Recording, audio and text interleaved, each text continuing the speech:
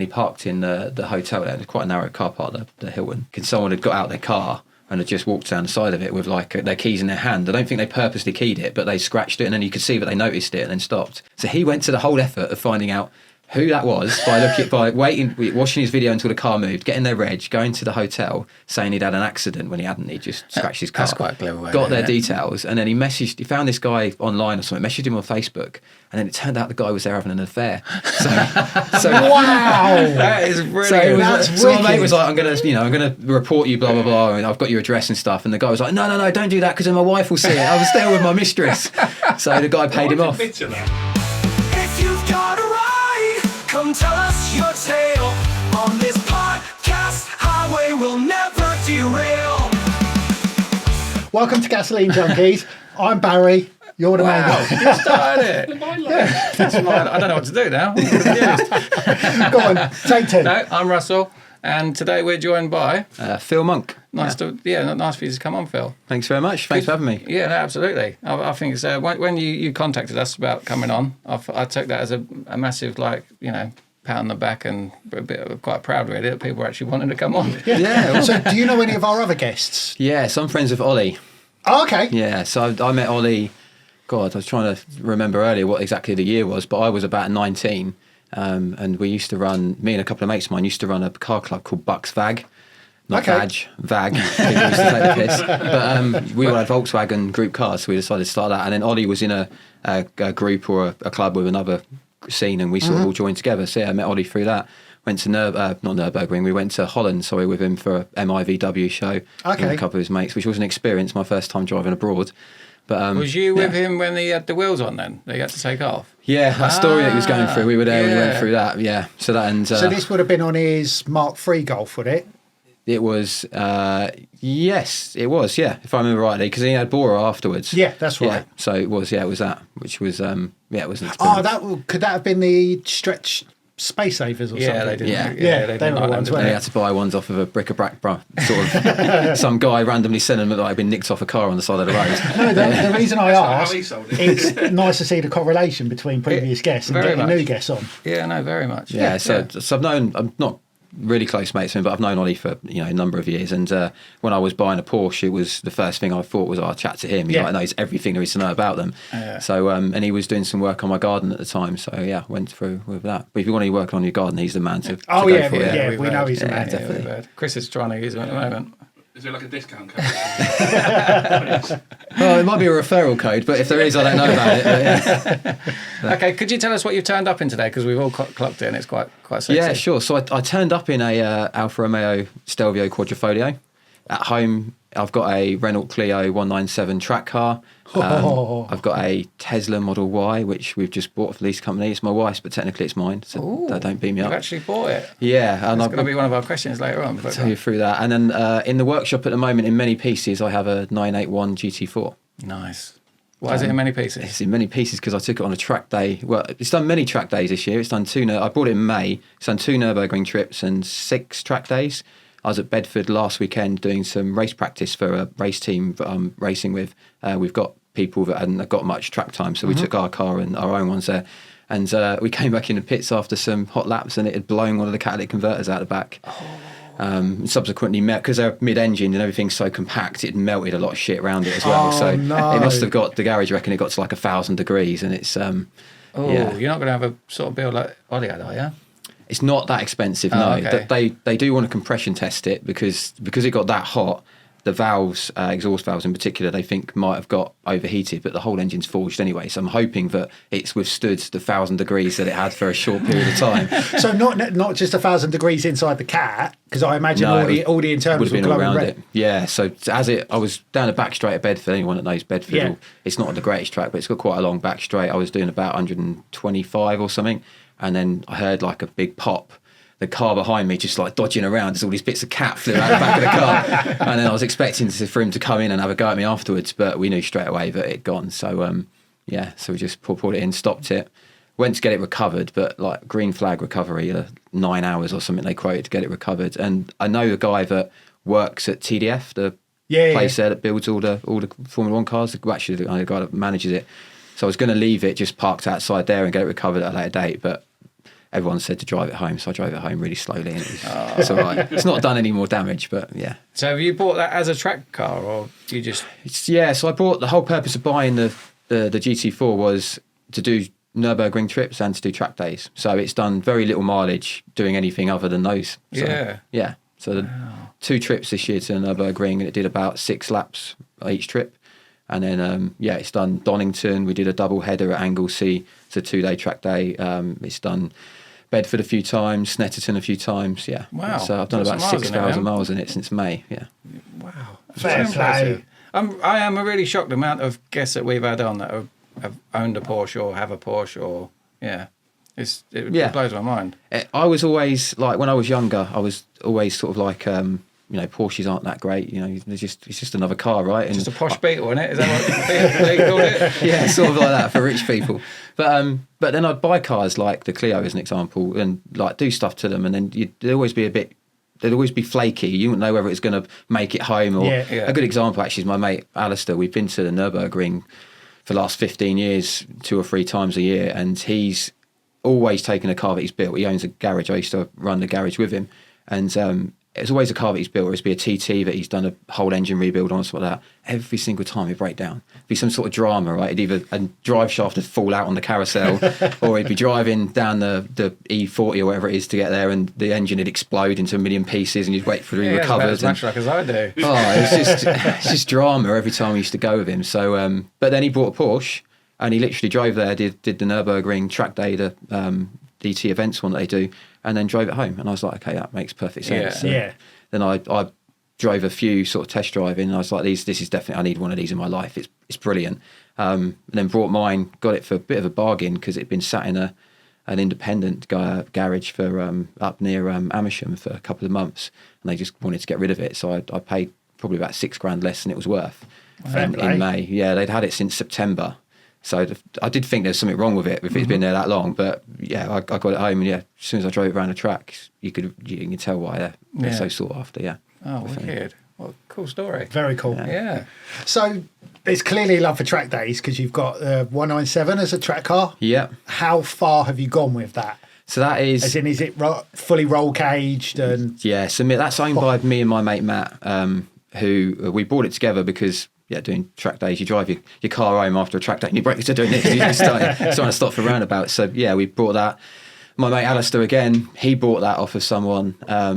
He does this all the time. Spent loads of money doing it up and fixing it. So he put new manifold, cats, suspension arms, clutch, brake lines, calipers. He put everything on it, and then sold it for us for less than he paid for it. Oh, wow. Because he needed the money to build a race engine. So we took it on. We just gutted the interior, put half a cage in it, 2 seats. Done nothing mechanically other than coilovers because you don't really need to with them. And you start messing about with that, it's when you start having problems, right? Yeah. So we've had that 3 years. We've probably done 15, 20 track days in it, and the only thing we've done is change the oil and tyres. That's impressive, isn't it? very good. Yeah. A French car as well. It is still very French in a few ways. So like, if you're indicating, it does the windscreen wipers, and if you do the windscreen wipers, it won't indicate. So yeah, it's got some weird electrical faults, but Right. it's half the wires. Most of the interior is stripped out, so there's all things unplugged and stuff. So yeah. So is a track days like a hobby then, or is it? Do you do it as for a team or? Yes, it started off as a hobby probably about 6-7 years ago. Just buying taking my cars to the track and then buying cars and doing them up to take to track. And then this year, actually last year it would have been, I joined a race team called Matabubu Racing, and after Yogi Bear. Yeah. Also Matabubu. Yeah. So I think they were struggling with the name. It wasn't me, just to put it that way. I joined the team already when there's like 6 of them in it. But all they do is they do charity events, and there's quite a few ex-veterans in it. So they do a race called Race of Remembrance, which is in November in a couple of weeks, Right. over the Remembrance Weekend, which is basically to raise money for a charity called Mission Motorsport. And they help rehabilitate veterans that come out of the army, maybe with disability or maybe with some mental challenges, or maybe just struggling to find jobs and stuff like that. Was that the group that was on Top Gear years and years and years ago?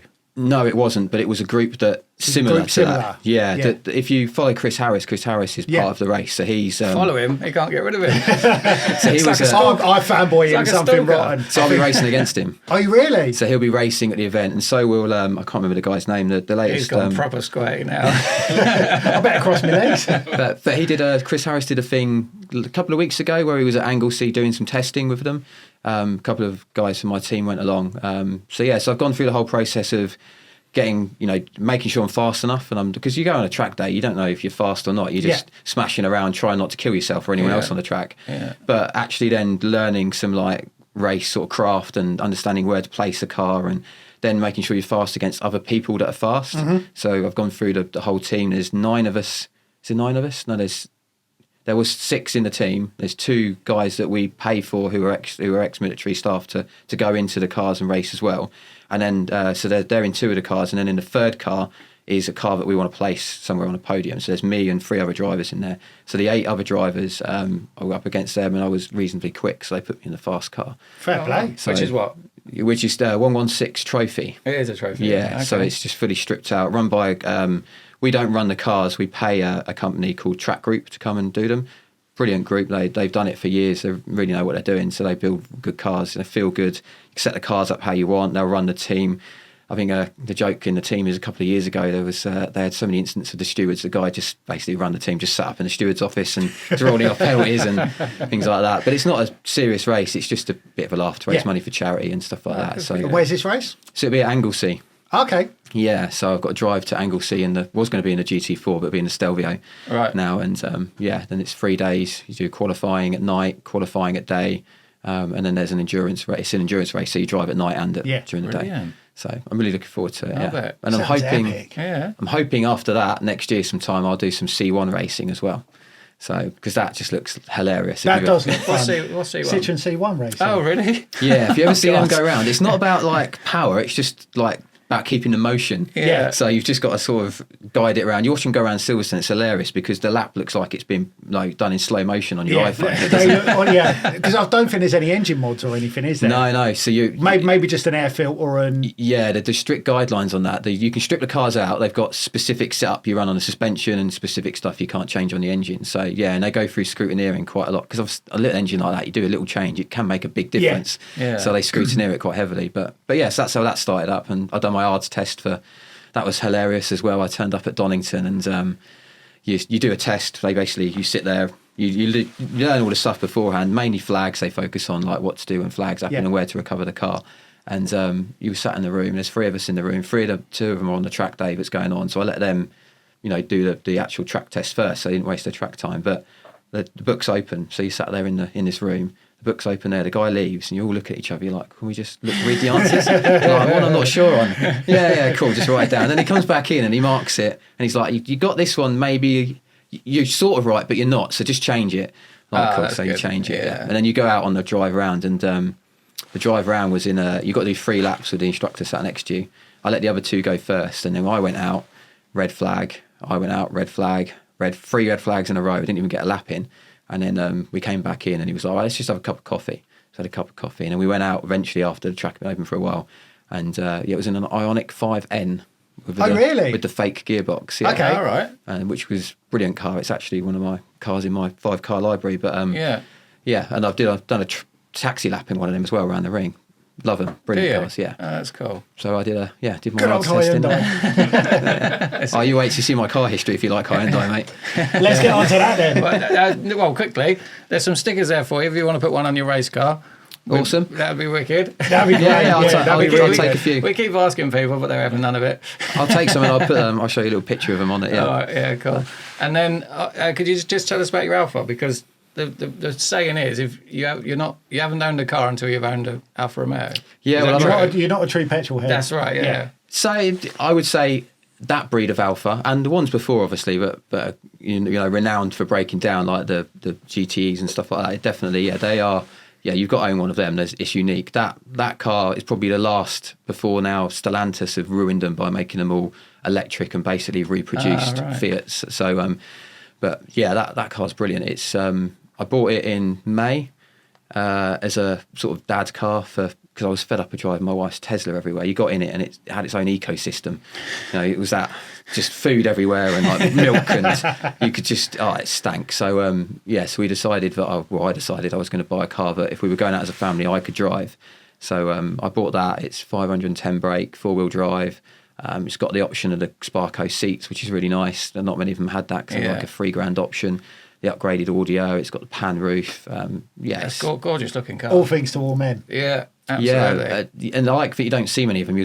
One of the things I like about a car when I buy one is that they're not. You don't want to like everyone to have one. If you go to a car meet and you see like 100 Mark V Golfs and they've all got the same mods, you want one that's unique. So I took it to Caffeine and Machine a little while, about 3 or 4 weeks ago, and it got more attention than like the Lamborghinis and stuff in there because people just didn't know what it was. But it's awesome. I like it. Okay, go on. So tell us about your first car and your car history. So I've had to write my car history down. No, please. I like it when people do this. Yeah, I like a bit of preparation. Yeah. So my first car before I even passed my driving test, my dad worked in the motor trade for as long as I can remember. He did everything from windscreens to fittings in the 80s and 90s, fitting sunroofs in cars that didn't have them. And those crappy car alarms that you get, he used to fit them as well. So he did all sorts of stuff. What were they? The Moss car alarms? Those, and he did Fox as well. I remember Fox, yeah. And I remember very nervous dad standing on the roof of cars, cutting out roof holes for sunroofs. And he got one wrong once, I remember, which obviously writes a car off, but he used to do all of that sort of stuff. One too many. What car was it? Can you remember? Oh, I can't remember. I was about 5 or 6. Oh, can you imagine like a fucking Bentley or something? You wanted a sunroof, you got a convertible now. It wasn't a Bentley because he was doing it in Bletchley, so it definitely wasn't a Bentley. But so my first car before I could drive, my dad got me in Part X at the Hyundai garage he was working at, an Astra Estate 1.6 diesel in green. Wow. It was horrific. Ticking all the boxes. That was where my hatred for Vauxhalls came from, was that car. So I learned to drive in it for most of my sort of learning to drive. And then my dad came home one day in a car from Hyundai, like an Accent or something. And I was like, oh, where's my car? I just had to leave it there. And I was like, okay, what's happened? 3 or 4 weeks later, I'd found out that what actually happened is a cam belt had snapped. And it had just completely ruined it, and he was a bit upset, a bit embarrassed to tell me because I did a paper round for about 5 years trying to save up to buy that car. So he was trying to sort something out for me. So rightly or wrongly, he then replaced it with a Hyundai Amica. Wow. Do you know what that is? No. I think I do. Go on, Chris. Google it. Or an Amica or an Atos. They're both the same, but it was an Amica. So it's a little 1 litre box. Yeah, I do remember this. Like the Wagon R, or like a Suzuki Wagon R. Yeah, just a bit more shit. Yeah, it's kind of taller than it is wider. And I was a 17-year-old kid who was going to college and had to drive some pussy that. for the rest of us. Oh, mate. Yeah, it was horrific. Yeah, I remember those. I remember those now. You could possibly roll it if you took a roundabout. You probably could, yeah. So I had that for about 6 months, completely hated it, moaned at my dad. I went to Milton Keynes College and we got told off for doing burnouts in the car park in it. But it was really good at McDonald's when I was working there. You could put the trays on the back of it with a handbrake up and it just slide around Westcroft McDonald's car park. We were going around the drive-through brilliantly. So, to be fair, it took a bit of abuse that, but it was it was a cable clutch and I snapped the cable. So then we had it recovered. And then my dad kindly helped me buy a Hyundai Accent. Right. Which was a lot bigger, 1.3, was less sort of tragic, shall we say. But yeah, so I had that. And then I moved on to, I'm going to have to get my history out now to tell you the accurate numbers, because I've had about 28 cars.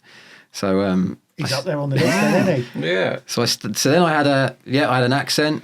Then I upgraded to an Accent MVI. Do you remember what they are? No.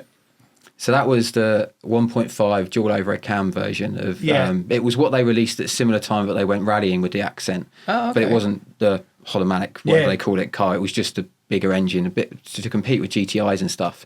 But what I used to like about it was you could beat Saxos in it.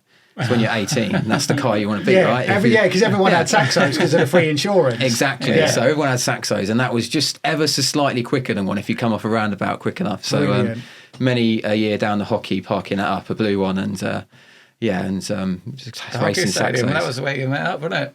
Yeah.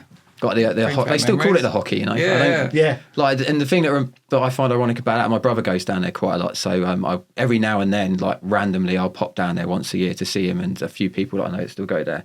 And you'll get like 17-year-old kids calling it hockey, and you'll go, "Do you know why you call it hockey?" No idea. Everyone else does either. You're like, because there used to be a hockey stadium. Yeah, they did. Yeah. But, yeah. So I had them, and then I changed to a Coupé, Hyundai Coupé. Wow. I used to really like them. So the last model before the one that never made it here was the one called the Genesis, but the GK model, so like the big slopey one, I had a 1.6 to start with because of insurance. And then I spent shitloads of money making it look like a 2 litre with a twin exhaust. And I bought the high spoiler that the American ones had, the Tucsons they used to call them, not Tucson, sorry, the Tuscanis. Yeah. And then had that for 6-7 months, maybe a year actually. And then I bought a blue 2 litre one, which was the first car I really sort of heavily modified, aftermarket modified. So I upgraded the wheels, brakes, suspension. I had a custom exhaust made which was then produced by a guy that was making bits for them, trying to make them popular. As I owned that car, I also then started a Hyundai Accent owners club because I had an Accent as well still. That's cool. Yeah, it was and wasn't because... Did anyone else join? Yeah, that was the problem, right? So it was me and a guy in Scotland that started it. And the guy in Scotland was a lot older than me. He was in his 30s and I was in like It's called grooming. It wasn't far away from that. We turned up, me and my mate Steve, we turned up to the National Modifiers. We had a stand there. It was our first like club stand. And there was about 15 Accents parked there. And we got there. And I parked up and like introduced myself to Phil, the owner. You know, I started all the club and everything. And I quite quickly realised that everyone there was in their mid-30s to 40s. And me and my mate Steve were like, this is a bit awkward because like they're all going to bed at 9 o'clock and we're going out and getting smashed and partying in the tents and stuff like that. So yeah, I did that club for a while and then I handed it over to a guy and moved on to help with what was at the time the Hyundai Coupe Club. Helped out with that a little bit. But yeah, so that was the first car club that I started. Wow. That's decent. Yeah. Yeah, it was the Coupe was they did a yes, didn't they? Yeah, there was a V6 one as well in a certain shape, wasn't there? Yeah, the GK with the same shape that I had mine in. The V6 one was 180 brake, but weighed about 40 kilos more. Yeah. The 2 litre was 140 brake, but was lighter, so it was just as quick. Yeah. Right. But you didn't get it made much of a noise. You didn't get the noise that the V6 made. But yeah, all of the older people bought the V6s. Yeah. I'm telling him off. He's telling me off. Yeah, he's putting his hand in front of his mouth. No worries. Well, then I moved on to. So I had a couple of them. I moved on to my VAG car. So I had a Ibiza Cupra. Nice. TDI Mark IV cool. that I bought, and that was when me and my mate started the Volkswagen club. But I met Ollie through. I bought that brand new from Milton Keynes Seat and had the worst experience of my life. So I sold that, and stupidly as a child, 16, 17, 18, whatever I was, 20 or something like that. I then bought another car off of them.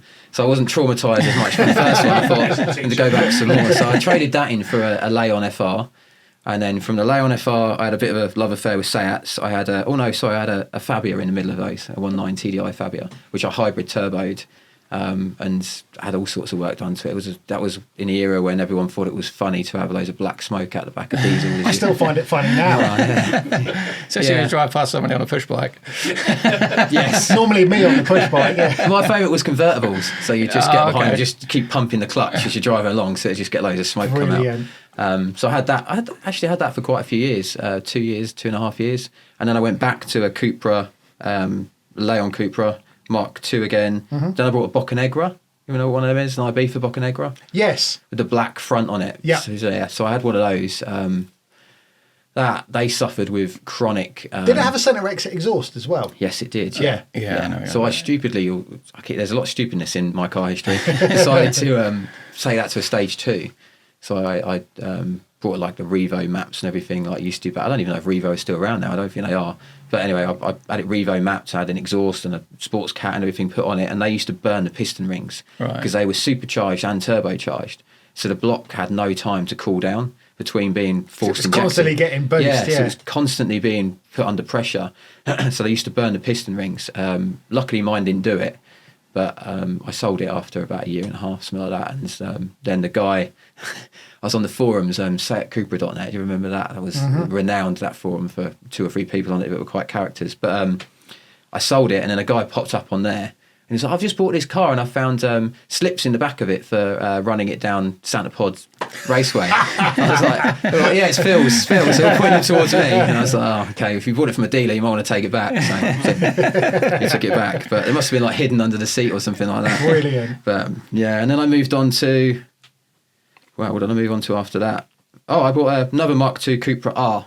This time, the yellow ones weren't really many of them, but there was a few in Milton Keynes because of the press office. So got one again. Went back to the terrible garage that was MK Seat and got traumatised again. But was the saleswoman fit or something? I knew a guy that worked there, so I used to get. Not that he really ever sorted me out. He was one of those that like would pretend to be your mate sort of thing, just to sell your cars. I was young back then, so I sort of.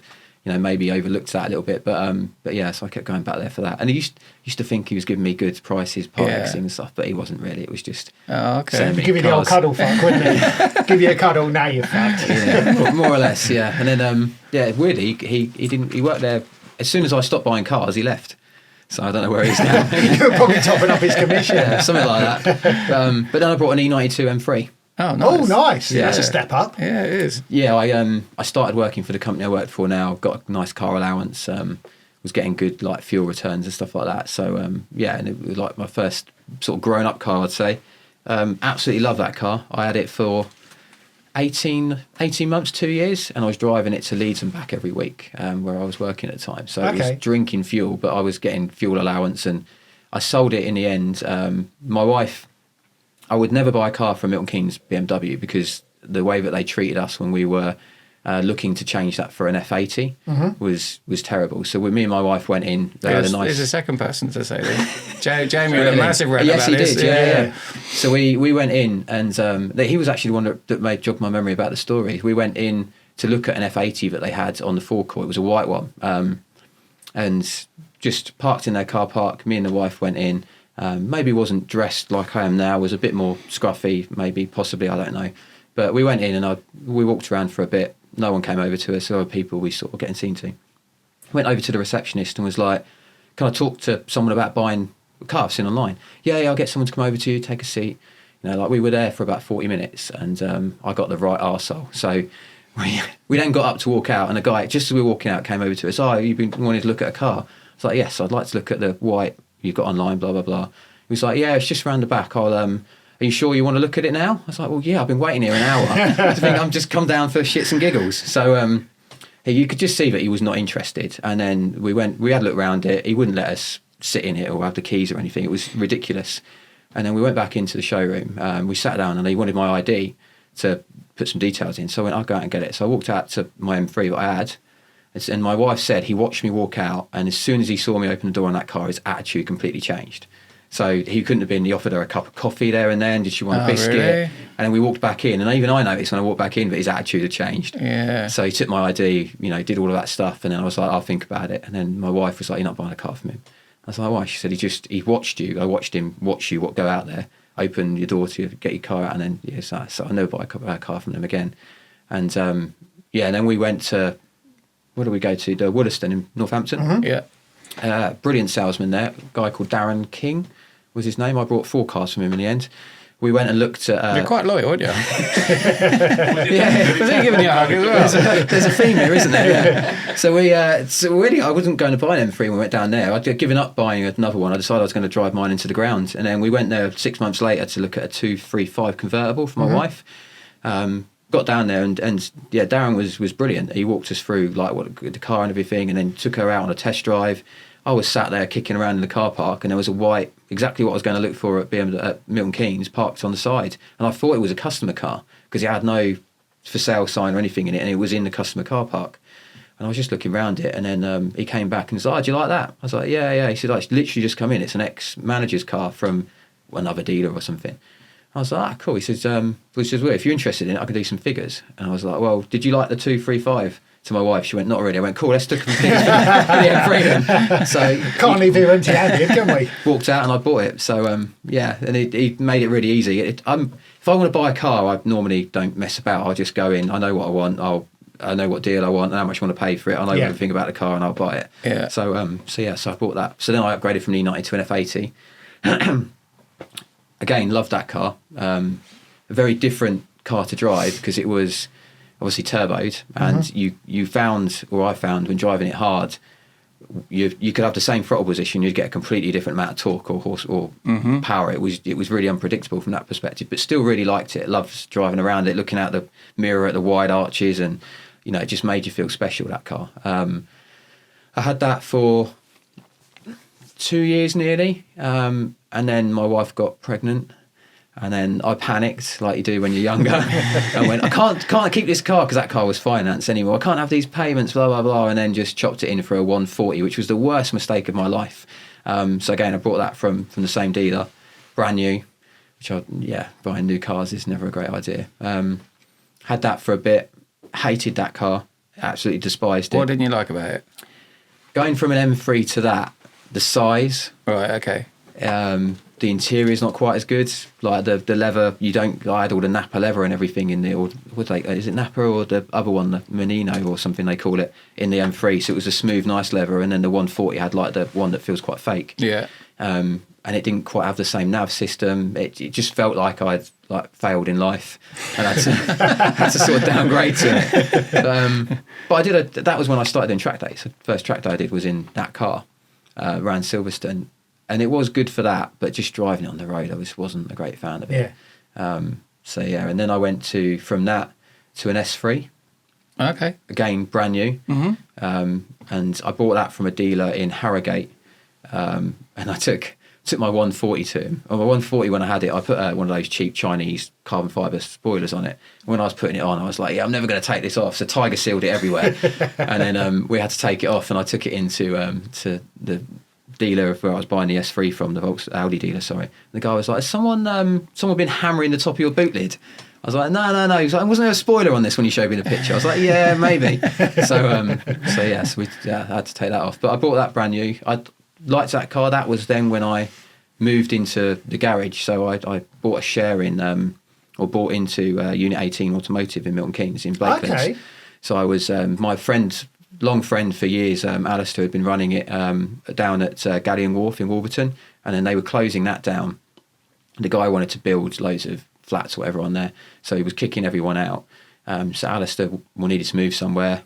Good opportunity to bring someone else in. I'd known him for years. I'd helped him out of IT and everything for a long time. So I gave him some money to buy into the business, and we used that S3 as a demonstrator car. So we took that all the way to Stage 2+ with Racing Line, who were just around the corner on Blakelands. At the time we were doing a lot of fitting stuff for them and trial bits and stuff, and running some of their workshop for them to fit parts to customers' cars. And so we took that to Stage 2+, whatever they call it. Did quite a few days at Rockingham before that became a car park. At GTI International and stuff like that. Got loads of attention. It was quite well known. We were battling with a couple of cars on track as well that were more powerful than us going around there. And then I did a couple of Nürburgring trips in it, and then I got a letter from Volkswagen saying we've understand you breached your agreement with us. I was like, what's this all about then? And they were just asking me for 36 grand. So it's a nice letter to get through the post, right? So then I was wow. I was like, okay, so what's going on here then? So I decided to phoned them. They were like, yeah, we've got photos of you driving around Nürburgring on your car, and that breaches the finance agreement. Because it was my car, it wasn't the garage's car, even though it was mine. We were using it at the garage. Yeah. So I was like, oh, okay. So if you're driving your car around the Nürburgring and you've got finance on it and it's heavily modified, probably blank your plates out. There was a spurt where they were doing it, and there was on the internet. This is in probably 2018. There was about 5 or 6 of us that were talking to each other that got it. A lot of people obviously hide that because they're a bit worried about it, but you learn a lesson from it. You share it with people so they can learn as well.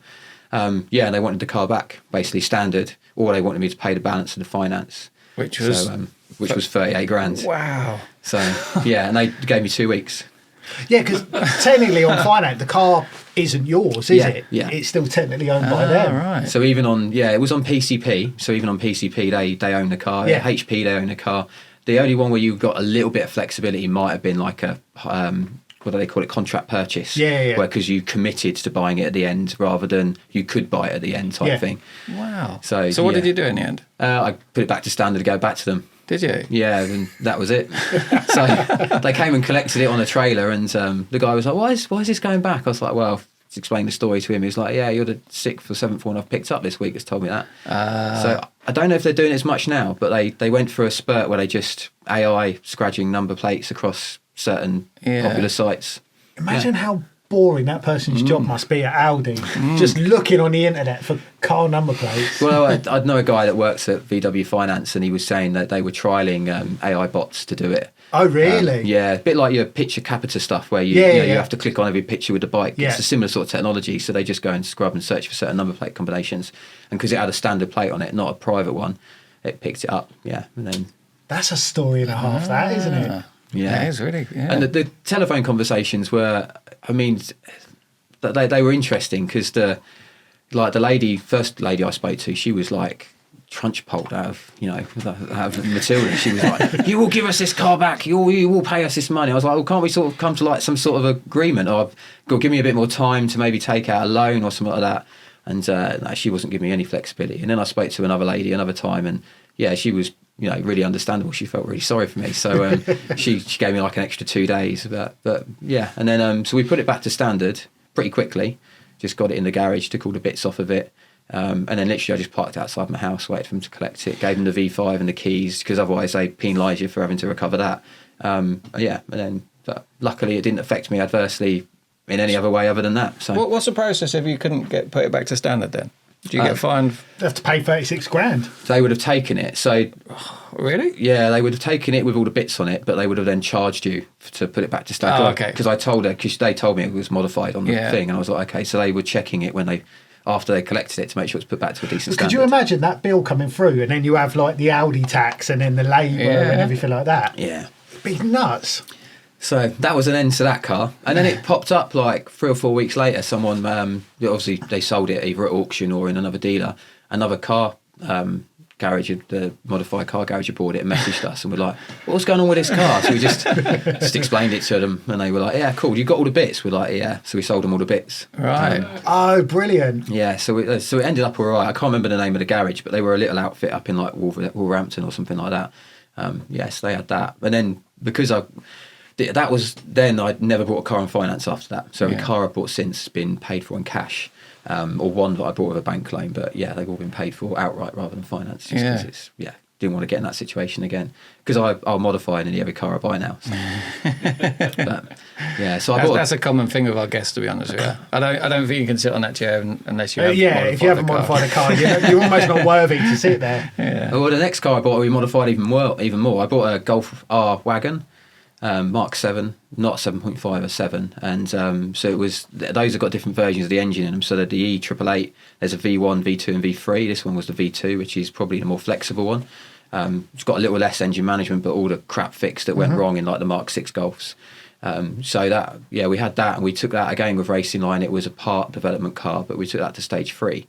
So that was 480 brake safe. There's lots of companies out there, I won't name them, that will take them to like over 500 brake, but they'll pump sort of 2.2 bar through the block, and the blocks are only sort of safe for about 1.8, 1.9. So they'll last for a little while. So you're and they'll running just on borrowed time implode. almost. Yeah, basically. So when we ran that on 480 brake for about a year. Yeah, I did a few track days in it. I used to surprise people on track days. You turn up in this Golf estate, and then you're driving around the outside of them around Silverstone. Yeah, I do think a Golf R estate is one of the best sleepers. Yeah, and you can have. And the only thing that you would know was different from it is it had a Remus exhaust system on it, so the tailpipes looked a little bit different, but it had the electronic switchable valve, so you could just keep it quiet all the time. They have quad tailpipes as standard, don't they? Yeah, they do, and they're sort of oval, but the Remus system's round and they're a little bit wider. Yeah. So you could, if you really noticed it, you could notice that, and it had a set of aftermarket wheels on it. Other than that, it looked pretty standard. Yeah. But it would thunder along something rotten. It was brilliant, and that was good with the kids. I'd only one kid when I had that, but yeah, you could just get whatever you wanted in it, drive it anywhere you wanted. It was just it all 4-wheel drive. Throw it into roundabouts at Kingston. It's now got lights on it, but you could do like 4-wheel drifts around there, and it's brilliant. Yeah, really good. And then I moved on to, what did I buy after that? Jeez. Sorry, we're going to spend all day talking about my car history. That's why we're here. I love an eclectic car history. Then I moved on to what did I buy after? An i30N. So I went back to Hyundai. Nice. Ah, right, okay. And this was just as... You're our first guest to have one of those. Well, I've had two. Oh, yeah? Oh, there you go. You're first guest to have two.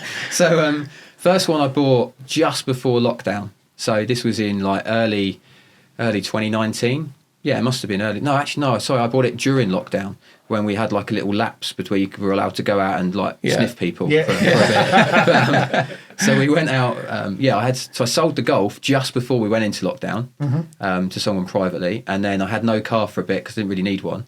And then I bought this at the gap in lockdown we had from a dealership in Peterborough. It was a manual pre-facelift. It'd done about 2,000 miles. It was a bargain at the time, like 14 or 14. Was it that lovely grand. blue colour that they done? Yeah, the blue. It's nice, isn't it? I love them. Yeah. So I had that, and then we went back into lockdown, so I hardly drove it. I bought it with like 2,000 miles on it. It was an ex-demonstrator. I did about 500 miles on it before we went into lockdown again. And then while we were in lockdown, I bought a few bits to modify it. They have a nice scoop that you can buy, an intake, and a couple of exhaust tap pipes, because you don't need a new exhaust on that because it makes pops and bangs and stuff like that anyway. One of my pet hates, but it makes lots of noise anyway. And then we came out of lockdown, and I was like, oh, car prices are a bit interesting. I wonder how much that's worth now. I paid 14 for it. It was worth 19.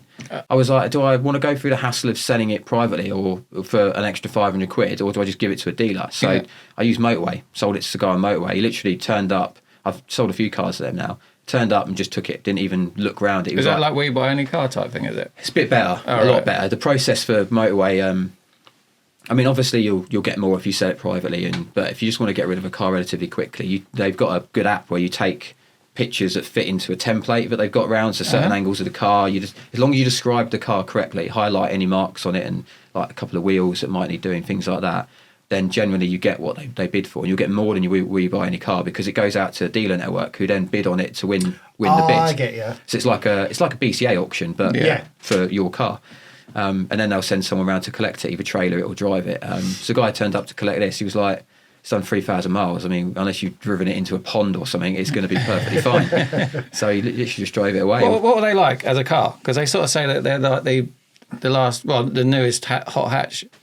So that one pre-facelift manual, I didn't do many miles in it, but the miles I did do in it, I was really impressed with it. And being a manual, it had the rev matching, which the Porsche's got as well, but it had that, and it had a few other nice little things in it with the diff at the front and stuff like that. But I only ever got to drive that fast around Milton Keynes when there was no one on the roads during lockdown. Yeah. I wasn't quite the RS6 speed that your other mate was, but I was tanking it around in that. And then I bought a few cars later. So the one the car I had before the Stelvio was an i30N DCT, so a newer facelift one, automatic. And I did 2 Nürburgring trips in that and about 2 track days. And it was hands down one of the best cars I've bought and driven around the track without doing anything to it. Really? It's brilliant. You drive it around the Nürburgring, you can throw it into corners, and you can go, as long as you don't overcommit to stuff, it's brilliant. It's just got such a good feel to it. It handles well, turns in nicely. It's got a bit of lift off oversteer. The power application's really nice. The DCT gearbox is brilliant. Yeah. For their first attempt at making a DCT box, it's exceptional, I think. I would like to buy another one of those as my next track car, but I need to wait for the prices to come down, or for someone to completely ruin one, but not structurally. Yeah. So that I can put it back together. But I really rate them. They are better than any other hot hatch I've ever driven. Wow. Really rate it. That's a bold statement. It is, isn't it? Yeah. And for the money. Yeah, that's the thing. It's almost like a wolf in sheep's clothing almost. Yeah, I mean, my last one was a white one. I bought it from Milton Keynes Hyundai, 6 months old, done 500 miles, and I paid 27 for it. You look at the equivalent Ford, and you look at the equivalent, Seat Leon or Cooper as they're now known, or you're looking at almost like 40 grand for one of those. Yeah, completely. And it had the nice bucket seats in it as well, which with the little light up logo behind, which is a bit gimmicky. And the thing I liked about the DCT as well is they toned back the pops and bangs, because it sells it to 18-year-old kids, right? But for someone like me, I'm driving around it. I don't want every time I let off the accelerator in a sports mode for it to bang so loud that people in Beaconsfield can hear it. So it toned it down a little bit. And I didn't modify that one. Actually, I did. I put lowering springs in it, but I didn't change anything else in it. And there's people that map them and get them to like 350, 360 brake standard, and and there's more stuff coming out for them now that you can add on to them, and like wheels, brake upgrades, all sorts. Yeah, good looking car. Yeah. Yeah, the newer one with the facelift one with the headlights and the newer bumper is a beautiful car. I think, and An i30 normally looks horrendous. Oh yeah, it does. But if you buy the i30N's, brilliant car. I heavily rate them. Wow. So from the first one of those, I then went extreme again. Went for I went for an M5, an F10 M5 with the 4.4 V8 twin turbo. Oh wow. Hated it. There we go again. Hated it. Absolutely despised Did you? it. Yeah. For what reason?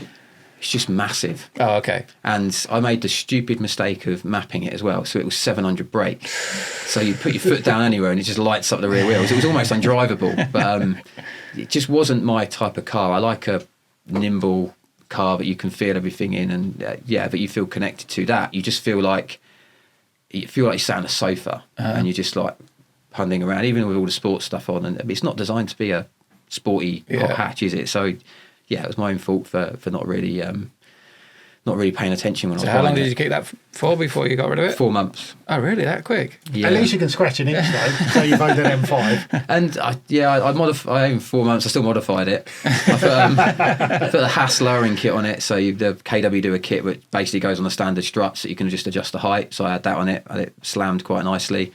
And then I put a Miltech titanium exhaust on it. But Nice. yeah, so it was with titanium tips. Sorry, but yeah, so I did that. And we're getting towards the end of it now, I promise.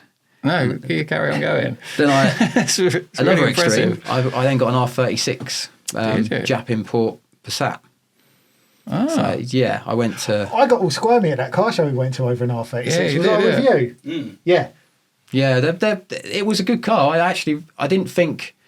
Again, I think I said earlier, I like cars that you don't see very often. Yeah. So I was looking for something that was. We were going through buying a second house, and I was looking at something that I could just buy with the cash I had in my bank account, but didn't need to finance because I didn't want to finance cars after the S3. I could sell the M5 and have a bit of money to put towards the house. So I bought that, and I bought the wife at the time as well. She had a Cougar. I bought her a cheap, not Tiguan. What's the one after the bigger one? Oh, the Touareg. Touareg, yeah. I bought her a cheap Touareg with like 150,000 miles on it, but it's still going now 4 or 5 years later. But my mate bought it off us. But the R36 was cool. It had a very Japanese smell in it, a bit like noodles and soy sauce. But it was it definitely got a lot of attention. Wasn't quick, but sounded nice. Yeah. You could put loads of stuff in it. It was very understated. You didn't see many of them. Went to a car show or you went to Cafe in the Machine, it drew attention because you wouldn't see many of them. And because it was Japanese imported, it was mint underneath. There was no rust. It was crazy. It was a high grade one as well. I can't remember the grading system, but it was quite a high grade one. But like every car that comes from Japan, it had limo tints all round, so I pulled all them off. But yeah, that was a good car. I really enjoyed that. And I had that for just over a year, and then I sold that for the Giulia. Oh, okay. So I brought a Giulia Quadrifoglio, and it took me a long time to find one of them. That was a car that I'd always wanted, from seeing it on Top Gear in the when they were first released, to my dad before he passed away telling me that it was the car that I should get and everything like that. And I went and looked at one. I went and looked at the wrong one. I went and looked at like a really basic spec one, and I went and looked at, I think that was down in Hemel or somewhere. It wasn't very far. And I was a bit disappointed. And then a mate of mine went, there's one in Somerset that a mate of mine's brother's garage has got in, and they don't really know what to do with it, how to price it or anything. They were used to getting like shit boxes and stuff like that. So I think some guy had bought like 8 cars and traded it in. So I went down and had a look, and it had 2 options that were really rare. So it was a 20 plate car, so they were made famously with carbon fibre bonnets, carbon fibre roof, and aluminium wings. But in 1920, they transitioned to a aluminium roof, which they didn't really shout a lot about. But so it was difficult then to find a car that had a carbon roof after a 20 plate. But this one had an option of a carbon roof and an exposed carbon roof, which was quite rare on them. There's maybe a handful of them that were around at the time. It had the brake upgrades with the fancy calipers, had the sound upgrade, had the Sparco seats, which again were a $3,000 option, so not many people spec'd them. And it had lots of nice little bits put on it, carbon trim stuff as well, but not over the top. And it had an exhaust valve controller, which was pointless anyway because I changed the exhaust. But I went and looked at it, and they wanted a reasonable amount for it. So again, I just bought it there and then, drove it home from Somerset, and it was. I loved that car. I really wish I'd never sold it, but that's one of our questions actually. Which is the one car that you would wish you'd you didn't let go? It isn't that in for that question, but it is one car that I wish I'd never got rid of.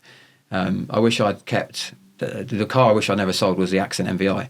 Really? Just because I have so many cool memories with that, and it was the first cool car when I was younger, and I've got so many memories that link to that car. That's a car that I wish I'd never sold, and now you can't buy them. There's like less than 100 on the road. Is it really? Yeah. Oh, wow. And most of them are sawn or fall into pieces because they were made out. Pretty standard for them. Yeah.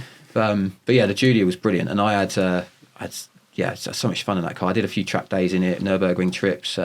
We went to first trip we did to Germany in it to Nürburgring. We went to the Frankfurt B Mine Hotel, which is the one where you drive in and they take your car to your room and park it on your balcony. I've seen on your Instagram. I've seen the pictures. Yeah, and they're cool lights and stuff. So that would be a memory that I'll never forget. Having that parked outside my room and coming back half cut from the bar and just sitting there staring at it for 2 hours before. Because that's it's like at the end of your bed, wasn't it? Yeah, essentially. Yeah. Yeah, I'll show you the pictures. It's brilliant. And we've stayed at that hotel a few times, a few different cars, but it get attention everywhere you went. So because people didn't see them, or if they had seen them, they'd see like a black one, and a black one's quite stealth. For this one, mine was red with the flickery paint, the same as the Stelvio. Yeah. I think if you have an Alfa, you've got to have it's got to be red. It's got to be bold. Absolutely. Yeah, exactly. So so I kept that for a bit, and then it was a hard decision to sell that because I wanted the Porsche. So selling that, and then some of the money from that I bought the DCT i30N, and then I had the rest of the money I put into a bit of an investment thing to try and generate some money to buy the Porsche, and then saved up the rest to buy the Porsche after that. But I would like to go back and get one. They dropped price a little bit lately, but I think they're going to go back up because of they stopped making them. So good looking car. I drive past one pretty much every morning going to work. We sort of pass each other. Nice. Every morning I'm just like, what colour is it? Silver. Silver. Okay. Yeah, there's not many in silver. Quadrifolios. Yeah, it's good looking. But it was actually better on fuel than the Stelvio, weirdly, because I think there's less of it and it's rear wheel drive. But I put a Remus exhaust on mine. That was the only thing I modified on it, just to give it a bit more noise. And yeah, it sounded awesome. You just drive everywhere, poodle around with the valves open, and it would make cool noises. Yeah, so it was nice. That's what it's all about, isn't it? Yeah, cool noises. Exactly. We used to go to I joined the Alfa Romeo owners club, and we went to quite a few events. That is a weird owners club. Yeah, I bet. but yeah, you've got we went to a big event at Duxford, and they separate the cars obviously to order, and I love the 4Cs as well. That's the next car I want to get is a 4C. But you parked all the Julias over here, and then there's like the Giuliettas and the Mitos they park together. And there's one with bear in mind most of this club is like people in their 60s, 70s, and quite old, and they're prestigious. They've got the old cars, and they've maybe got a newish one that's not that great, but they've got that anyway. And then and then you've got this Mito parked over there in the corner with the flashing neons underneath and like the glittery paint and the girl with all the weird hairstyles and stuff coming out of it. And you're like, this is a bit strange, but it was good. Yeah, good owners group. I definitely recommend joining it if you've got an Alfa. Yeah, absolutely. So is that all your cars? I missed out on 172 Clio, but that wasn't really. I didn't have that very long. That was a track car that we built. I had it about 2 months. First track day, I put it in second gear at 90 miles an hour. What actually happened? It compressed a piston to that, and it shot a rod out the back of the engine. Brilliant. I felt the rod hit the firewall where my foot was when it came out. That was quite an experience, feeling it hit that. And then we poodled it back in. Again, my mate, we left it outside my mate's TDF's garage at Bedford, and it was recovered later on. It was brought back to my house in Wolverton, and then we didn't know at the time what was actually wrong with it, because it was the bottom back of the engine where the hole was. And my mate was like, will it start? I started. I was like, yeah, but it sounds like an absolute bag of spanners. Yeah. And he goes, oh, well, if you can drive it to the unit, this is unit 18 again, if you can drive it here, we'll start to tear it down.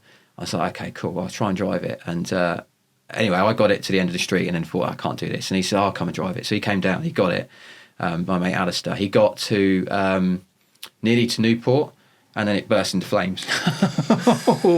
So it was basically firing out hot oil out the back of the hole in the engine. I don't even know how it started with no compression, because it had the hole in it, firing out hot oil, which then burnt through one of the power steering pipes. When power steering fluid's flammable, right? So it just went up. Luckily, he was like 2 minutes from the fire station, so they came out Newport Fire Station, put it out.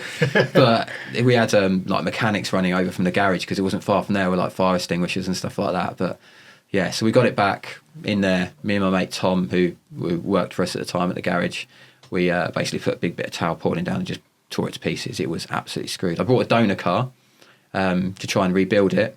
Bought it from a guy who works at Clay's, which is just opposite, or close to us at the unit. And I bought it the night before we went to the Nürburgring, because I blew this one up like a week before we were going. I bought this one a night before. Me and my mate Ali took it round. It was fine around Milton Keynes, doing a bit of a drove it all the way to the Nürburgring. Did 2 laps. On the 3rd lap, we felt like something was a bit wrong, so we pulled off. We came off the exit road at Adenau, and we were driving it around trying to figure out what was wrong. And then there's a hill you go up towards one of the BMW garages in Nürburgring Village, up to the Nürburgring GP circuit, and it basically died. And we were like, oh, okay, what's wrong with that? So he went off to try and get some help. I was trying to start it. I was like, what's wrong with this? What's wrong with this? And then I was rolling it back on the hill to try and bump start it. It wouldn't bump start. What had happened was that on that one, the cam belt had snapped. No, sorry, the power steering pump had seized. The power steering belt had snapped, taken out the cam belt as it went and jumped the timing. So we destroyed 2 cars in the space of 3 weeks. So yeah, it's both Clios. But luckily, all our mates gave us lift home. I left it in the car park there, and my mate Greg, I gave him £100 and hired a recovery truck for him, and he came and collected it the next in a couple of weeks' time. So we brought that back, yeah. Because if you leave it there, they'll hunt you down and charge you loads to dispose of it. So it was cheaper to send someone to recover it than it was to just leave it there and let the German authorities deal with it. Superb. That's probably one of the most eclectic car mix histories that I think we've ever had. It's taken a while to go through it. Apologies for that. No. I'm at all. wholeheartedly impressed with it. So, and then obviously you bought the Porsche, and then I've got the, and then I was saying earlier, that's in a million pieces now because it exploded last weekend at Bedford. So yeah, that's a common thing as well, isn't it? With you, it seems to be, yeah. But I'm in 2 minds at the moment what to do with that. So we were coming off of going down the straight at Bedford, and it's basically fired a cat out the back of the passenger side. So they've got the cats built into the manifolds, and because obviously it's mid-engine and it's so compressed. It was on its way for a while. It didn't just go sporadically, so it's heated up probably to about 1,000 degrees or something like that. Fired the contents of the cat out the back to I think it was a Megane or something behind me that had to avoid the bits flying at it. And then and then it's just completely destroyed it, and it's melted loads of stuff around it because of the heat that it generated. So we got it torn down at the moment. When I bought that from an independent rather than from a Porsche dealer. And I can hear everyone now screaming about Porsche warranty.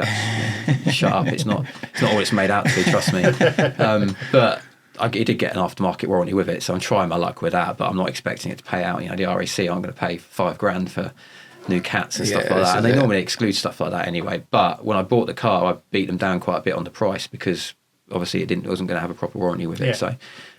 But yeah, and I was going to modify it, and if you modify, I'd put new brakes and some suspension bits on it, and so Porsche would have avoided the warranty anyway. Yeah. So, this is what something to Wally, wasn't it? Yeah, and Jamie as well. Yeah, yeah. I mean, the Porsche community is really, there's 2 sides to it. There's like the Porsche UK, people that are all about the warranty, all about the not messing with the cars, keeping them as they are and retaining their value, don't drive them. And then you've got the other side that I think I fall into, which is, and probably Ollie does as well, which you bought it to drive it and experience it, right? Yeah. So if you want to change something on it, change something on it. I put bigger brakes on mine and different suspension components to give it a different feel in some of the corners, different anti-roll bars and stuff like that. So it's my car. I want to do what I want to it. I want to drive it how I want to drive it. So what do you think you're going to do with the Porsche? So I think I'm going to get it fixed, but at the moment I'm trying to figure out if I put standard stuff on it, it'll be all right for a bit, right? But it's quite a common thing blowing these cats out. The more research I do, the more I'm finding if it's used for track only because of the heat cycles, it's quite common for it to happen. So it'll only be a matter of time before it happens again. Or you can buy an aftermarket system like a Fab Speed system with a 200 cell cap, but then you're running into trouble with noise on tracks. It's borderline at the moment on noise on a lot of tracks, standard. So putting a bigger exhaust or a different aftermarket exhaust on it, which is going to have more flow and a different tone, could defeat the object of what I bought it for. So I'm chatting to, I've messaged Fab Speed, I'm talking to them at the moment about some actual decibel readings for their systems, but they seem a bit reluctant to provide them, which I get because obviously it depends on air, it depends on conditions and wind and all sorts of stuff as to how a microphone might read noise. So yeah. but it'll be fixed. I'll drive it. It's my first Porsche. I'm never going to sell it. Yeah. So that seems to be the other thing as well, doesn't it? People like Ollie, whatever it's going to cost, he said, I want to keep it because it's my first Porsche. So yeah, I've worked really hard to get towards it. So and it's something I was saying earlier. When I was younger, I probably didn't really want one, but now when you get older and you realise how great they are, it's definitely it would be a mistake if I ever got rid of it. So I want to keep it completely, and if that means spending half my life savings on it, then I'll do that. Yeah, my wife might have something to say about that, but I'll complete that bit out of you. That's all right. Yeah, fair play. So I will ask a question. What's the one car that you wish you still had? You've already answered it. It was your Accent MVR. Yeah, Accent MVR. Yeah, just because because I got so many cool memories of it. So that was the first car I had, but had a little bit of power. So you always remember that. Driving around Milton Keynes, and the first time I got pulled over by the police was in that car as well. And so just one of those would just generate loads of memories for me, and and you don't see many of them around, and it's unique as well. And you were how old? 17? I was about 18, 19 when I had one of those. So and insurance wasn't horrendous. I'm old enough so that insurance wasn't that, and because it wasn't a Saxo, or wasn't a 106 or a Corsa or something. The insurance companies weren't too bad on it. But yeah, just because it was just cool, and you couldn't drive it fast enough to kill yourself, but you could drive it fast enough to have fun. Yeah. And it taught me a lot about car handling as well, because it was quite a long car. So if you fly it into a roundabout, you would get lift-off oversteer more in that than you would do in a Clio or a Golf or something like that. So it taught me a lot how to drive, and yeah, my dad's obviously helped me buy it as well. My dad's no longer with us, so it has memories from that perspective as well. So yeah, definitely, that's the car I would love to have back. And I've been searching for one for probably 2 years, and every one that pops up is either absolutely and utterly screwed and bits falling off of it, or they just don't appear basically. I take it you've Googled to see whether yours is still on the road. Yeah, it's not. Yeah, I don't. Yeah, it's not on the road. Fair enough. Okay, right. So we've done question 1. So where should we go? We've done 2 because we've done the one car we still have. Where did your love of cars come from? I think you've probably answered it already. Yeah, your dad. so from my dad. Yeah, so I remember when I was younger, like my parents never really had a huge amount of money, but they always, my dad always had a car that he was proud of. So and some of his car, you thought my car history was a collector, you used to hear about his, but so I remember the first ever car we had was a Skoda Rapide. Okay. Brilliant car. I used to love sitting in the back of that, and it was unique because none of my mates had. Always take the piss out of me because it was a Skoda, but none of my mates had one. Yeah, we used to take the piss out of people. Yeah, of course you did. It was a Skoda Rapide, made in wherever it was made in. But yeah, it was. So he had that. Then he did some work for a guy once who paid him with a Mark 1 Jetta that had no engine in it. So he decided to. So I remember helping him put an engine in that, and then he bought a couple of Escorts, one for my mum, one for him. And I remember doing a gearbox. I remember him lying underneath the driveway doing a gearbox on this. I don't know, it must have been a Mark 4 Escort, 1.6 gear, I think it was. And he got the gearbox out, and then I remember him screaming at me, "Philip!" I was like, "Yeah, what's going on?" He says, "I can't move. Can you go and get Mitchell, I think his name was, from down the road, and come and help him lift this gearbox off my chest." So he was lifting this gearbox off of his chest from under this car. So I remember that, and then he had a Yugo. Do you remember Yugos? Oh, yeah. He got given one of those for some work. What did he do? People paying him in cars. So this was when he was a windscreen fitter, weirdly. Oh, okay. So people were paying him in cars, and then he did a bit of private mechanicking as well. So for that, I think, and he always used to like a bargain. So if he could find. If he'd go to do a car and someone had another car on the side of the road that they don't bother fixing, he'd buy it normally. Yeah. And he used to sell some of them on, but not many of them. He used to keep them and run them for a bit. And then I remember my mum had a Skoda Fabra. Do you remember them? The estate. This was just before Volkswagen brought them. And we're driving back from my grandparents in Beaconsfield. And I remember getting to Stoke Hammond, and I'm sat in the front seat. I'm like, "Mum, there's steam coming out the front of it." No, there's not. It's just where it's cold. It's like, okay, so we got to the Lakes estate, and then the whole engine seized up. Oh. And she lifted the bonnet up, and she was like, "What do I do?" And I was 12 or something like that. I was like, "I don't know." So she phoned my dad, and she had to run to someone's house to phone him because there were no mobiles then. And she phoned him, and he was like, just put some water in it. So she put water in it when it's boiling hot. He didn't realise it was still boiling hot and just cracked the head. So I had that recovered. But we had no money at that time. So he then bought from a farmer, and I remember it turning up at our house, being towed by a tractor with the wheel arches full of horse manure, a Cortina, like a 1970s Cortina. Yeah, wow. It was an absolute shitbox. But he had that for a bit, and yeah, he had loads of cars. A Lada, we had a Lada. Did you? My mum got. Did you just get beaten up quite a lot? I had Gola trainers as well, so yeah, definitely. But that got sideswiped on a roundabout, and I remember the 106 that hit it. The engine was in the passenger seat, and the Lada just basically the B pillar was a little bit dented. Yeah, so, they were They made it like nuclear grade tanks, fucking weren't they? steel, weren't yeah. they? And my mum, she said when she got hit, she noticed the thud, and then it just rocked to the side a little bit, and then continued round the roundabout. But yeah, so we had loads of different cars. That's where my love of cars from. My granddad as well, from my mum's side, he had a Rover SD1 that me and him put a V8 engine in, because basically the one that was in it was all seized up and knackered. They were like cool most cars, Rovers. they were, yeah. So he put a new engine in it that he recovered from. I remember doing that with him in my sort of early teens and stuff. So yeah, from those two. Brilliant. Real. Yeah. very So what's cool. next then? It's a good question. I've mentioned I really want a 4C. I turn 40 next year, and me and my best mate of Matt have agreed we're going to do a road trip around Europe. So we're basically we need to sit down probably in the next week or two, plan out what we're going to do over 10 days, and we're going to try and make like points in it where people who do want to come with us maybe can't get 10 days off work and go home at like 5 or 7.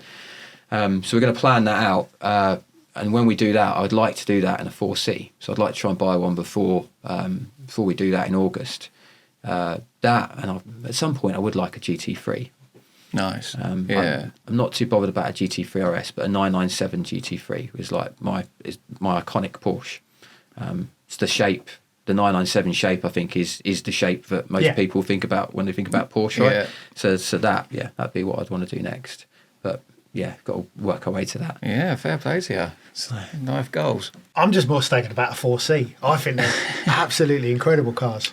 Yeah, the owners. So I sort of obviously see it on Top Gear, and you think, yeah, that looks right, a little, but it doesn't look that big on Top Gear. But I saw one, or saw several in the owners club when we went to meets there, and they are wide. You don't realise how big they are until you stand next to one or sitting one. Like you've got that much space each side of each door basically. They've got massive seal either side, haven't they? Yeah, and they've got a nice presence about them, and I think they're probably the last decent car that Alfa Romeo are going to make before. They're going to make for a long time because Stellantis are just ruining the brand. So that was probably that, and the Giulia and the Stelvio were probably the last like Ferrari, Fiat owned orientated cars that are going to come out of Alfa Romeo for a considerable time. So yeah, I'd love to buy one. So you're going to sort of, when you do this trip, you're going to do it like a Top Gear, challenge. You're going to set yourself the little stops to, Yeah, maybe. So because we've often talked about this, haven't we? That we would like to do it. There's so many roads. Like Ollie, we had a question on here which we haven't asked for a while about what would you do in Route 66 because we're American fans, but a lot of people have said they'd much rather drive European roads. Go through the Alps, Stelvio Pass, stuff like that. So that sort of stuff is what we want to plan out. It's definitely, we want to do a couple of passes, Stelvio, probably one of them. I'd like to try and take in Monaco, but I don't know if that's possible. My mate Matt will take the piss out of my sense of direction and my geography because I'm always terrible at that. But he plans every route we ever do. But yeah, I guess American roads, you think of more of them just being straight. Right? Yeah, I think so. I think and European, it's like mountains and bends. Yeah, like we went to the ring in September. Was it start of September? Yeah, we went. We decided we were going to go and find this waterfall. And we found some amazing roads going to find this waterfall about an hour and a half outside of Nürburgring, and it's like switchbacks and gradients and all sorts and stuff. So we've marked that down as a road we're definitely going to visit again. But yeah, I think I couldn't give you a specific road, but I think those sort of routes are what we would want to try and take in. Yeah, but in the 4C, I'd like a convertible one as well. Hopefully the weather will be nice. But my mate take the game. Were you both going in the same car, or will he go in a car as well? No, he'll go in his. He's just bought an E90 M3. Oh, nice. A Jap import, which is absolutely mint as well. It's a beautiful car, and so he's going to take that, and I'll take the 4C if I buy that. Yeah, I might, if the Porsche's back on the road, let someone take that. A lot of people are surprised. I let people drive my Porsche quite a lot. Yeah. Like going around on the track days we do, I'll always let like my mates that I'm with, not random strangers, but my mates that I'm with do a couple of laps and stuff in it, and I'll tell them to go for that. Damn it. But I'll let them do proper laps and stuff. What's the point in having nice things if you can't share them with the people who you like? Right? Absolutely. Yeah. So yeah. Oh, I'm touched by that now. Have you had any points on your licence? No, I've been quite lucky. I've not...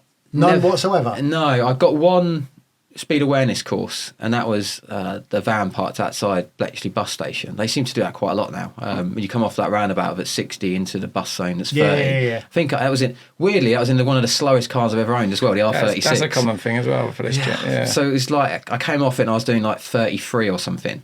And they made me do a speed awareness course. I've been pulled over a few times and had some weird conversations, but mainly, actually, we were a couple of years ago. We were pulled over in like Germany. Bend over and cough. I was only speeding. We were in Germany and we were going through the autobahn, and it was unlimited. And I was in what was I in? I was in a Julia. Yeah, and I topped about 154. Going down the autobahn, and just out of nowhere, I was looking behind me quite a lot, like you do when you're doing that speed. There was a cop behind me, just in a BMW M5 or something, I think it was, and he pulled me over, and he was like, "Do you know how fast you were going?" I was like, "Well, do I say yes to incriminate myself, or do I say no?" And I was, he was like, "Do you know how fast you were going, sir?" Yeah. He's going, "Well, the speed limit along here is 150." I was like, "Okay." He says, "You were doing 155." I was like, he goes, slow it down 4 miles now. And he just got in his car and drove away. The most random thing ever. And then when we got there, I was saying to the place we were staying, the German lady, is there actually... She was like, no. She was like, they do that with English people every now and then. They might like to try and put the shit up you to make you slow down. Okay, yeah. I was like, oh, okay. Because it just seemed really weird. And then I've been pulled over... Sorry, I haven't been pulled over. I've been in the group of people that have been pulled over at the ring for like mods and stuff like that. So if you've got comedians... While you're actually on the ring? No, so right. driving around it. So... We went with my best mate's brother and his mate, and his mate was he went in a Focus ST, so you can imagine the type of person he is. And then, The pops and bangs that were coming out of them things the other day. yes, it was the pops and bangs, Yeah. but he had a comedian tint on, like every other person in the Focus ST. And the Germans basically just pulled him over, and they were like, to be fair to him, he handled it really well. I was expecting him to lose his shit, but they pulled over and they were like, you can't have that on the front of your car. And he went, okay, cool. You got to put it off now. So, okay. So he started to put it off. And then the lady was like, we stopped in front of him to make sure he was all right. Because I speak a little bit of German. And my mate Matt's going to be laughing at me now because all I can order is beer and chips. That's enough. That's more than I can speak. But I do speak a little bit of German, or I can understand a little bit. I did at school. So we stopped with him anyway. And as we walked over, obviously she got the arse for that. So she was like, have you got your logbook? He was like, yeah, he got his logbook out. She was like, have you got your high vis? He was like, well, I'm not by the side of the motorway, but yeah, we have got a high vis. And then she was like, okay, have you got your proof of insurance? And he was like, yeah, I've got that. Most people that go there don't have any of that. Yeah. And they get absolutely, to your point, bend over. And so he was, to be fair to him, he had everything. And yeah, she pulled off his comedian tint, looked very sad, and then drove off. So obviously that leads us on to, what's the fastest you've been in a car? Because obviously on a racetrack, I suppose you've been to city speeds. Yeah, around the fastest I've been, not me driving, was probably about 160 on the Nürburgring along the back straight, and that was you struggle to get. Most people who are listening will say you struggle to get to that speed. We were in a ring taxi, and the guy this was the Ioniq 5N that we were in, and the guy just basically had his foot to the floor, and it got quick as you could up to like 120, and then it slowly creeps up because of the way that electric applies power. But that's probably the quickest I've been in a car. Quickest I've driven is about what I was saying, about 154, 155 on the Autobahn. And it's not something that we do very often. We normally sit, if we're going to Germany to the Nürburgring, we normally sit at about 130 on the Autobahn when it's unlimited, because if 150, things just come at you so quick. Like you before you see it and then it's passed. It's not like you get any time to process anything. And they do, I know that everyone says this, or you see it on the videos, but they do just literally, the lorries just come out. Yeah. Because Fabian said this about when, Yeah, to be fair to them though, they will check a mirror, and if you're doing 150 miles an hour, you're not there 1 second and you're there the next. So it's not like they're doing it on purpose, but they will just move out, and then you have to slow down quite rapidly. So that's probably the quickest I've been in a car. It's impressive. Fucking fast. Yeah. And the Julia did that no problem, right? It was sat at like 4 or 5 grand in top gear, just cruising along. You wouldn't have even known you were doing that speed unless you'd looked down at it. It just cruised along at that. That could go a lot quicker. I mean, I think the top speed they've on the documentation for that's probably about 160, but it will go a lot more. Yeah. That's impressive, isn't it? Very impressive. So, money no object. What's your 5-car garage? I wrote this down and I knew it was going to be I controversial. love people who write stuff down. It does help. And I love it that it's going to get controversial. Mainly because I'm dyslexic and I'll completely forget what I said last week, let alone what I'm going to say in this. But my 5-car garage, well, I've got to find the right picture. But what I was saying earlier, one would be an Ioniq 5N. Yep. I definitely want one of them, just because the way that so driving one on that test, obviously I didn't get to drive it quickly on the ARS test, but being in one as well, a lot of people complain about electric cars not having any feel or soul to them, and and missing the noise and the drama and stuff. I think the Ioniq 5N has tried to make up for that by putting in fake noise. Yeah. Maybe they shouldn't have put in the fake pops and bangs, but like you let your foot off and it goes pop, pop, pop, pop. But, yeah, it's not doing that. But the gearbox simulation is brilliant. Like you get the FUD when you change gear, Yeah. and you get a rev counter. It doesn't pull you back like a normal rev counter would do. You can just put your foot to the floor and it'll power through it. But it gives you a bit more interaction with the car. I was going to ask you about that actually, because I haven't driven one, but I've seen one. How does the gearbox work on an electric car like that? Is it Purely made up? Really? Yeah, it's just a rev counter. You put your foot down and it will just rev up. And then it just cuts the power. You change gear. Doesn't and cut the power, so It it'll get stops to the the red power. line and it'll just keep going. The rev counter will just bounce off the rev line and it'll keep accelerating. So it doesn't put it into practice like a normal rev counter, but it just gives you So something it's to interact like with. simulated. Yeah, if you're on a racetrack or if you're driving fast around the street, it just gives you something to give you that Like a toy feeling car with the car. With the little kids up. Yeah, basically, it. I mean, it's never going to replace a petrol engine. No. And it's never going to replace an actual feel of a proper gearbox. It's as close as. Yeah, the manual gearbox in the GT4 is unbelievable. You feel really connected to the car. I sound like Chris Harris now. You feel really connected to the car. That's not a bad thing. But the paddles in the Alpha, you feel connected, but not as much. And then the Ioniq 5, when driving that and being in it as well and experiencing it, you feel just as much as you do in a normal Tiptronic. Yeah. I think it just gives you that little bit. I mean, people will slag it off and say, "Oh, it's fake," but people were saying that it hasn't have any feel. So you've got to try and make up for it somehow. Yeah. So I definitely have one of those, and I think they are. I think they look amazing as well. They've got such a road presence. I think I've seen a red, a white, and a black one, and I've seen one in that nice blue as well. Yeah, So I think yeah. I've seen 4 on my travels, and they look wicked. They look really smart. I mean, it has its flaws. It weighs like 1 billion kilos, and when you're moving around in the car, you feel that weight move around. But that's the battery. You can't get away from that. But yeah, so I definitely would have one of them. I think that is the first, whether people realise it or not, step into electric cars being a bit more soulful. Yeah. Yes. They're never going to replace petrol, and I'm pretty certain. And I would never replace a petrol car with an electric car personally. But I would have one of those in my garage. Yeah. Cool. What's the range on them? I don't know because I've not driven one on my own, but I mean they're documented about 270. That's not that bad, is it, really? Yeah, I mean my wife's Tesla is documented at 300, but we get about 250. Okay. But yeah, so that my 981 GT4, I Okay. definitely have one of them. I like it when people pick cars they actually have. Yeah, I love that. That's Yeah, well, one because it was my first Porsche, and two because I think bang for buck they are brilliant value, and I also think that they are. I mean, I've driven quite a few Porsches. I've driven a 992 GT4 RS around Silverstone. I've driven a 992 GT3, a 992.2 GT3 as well, which is one that's just been released.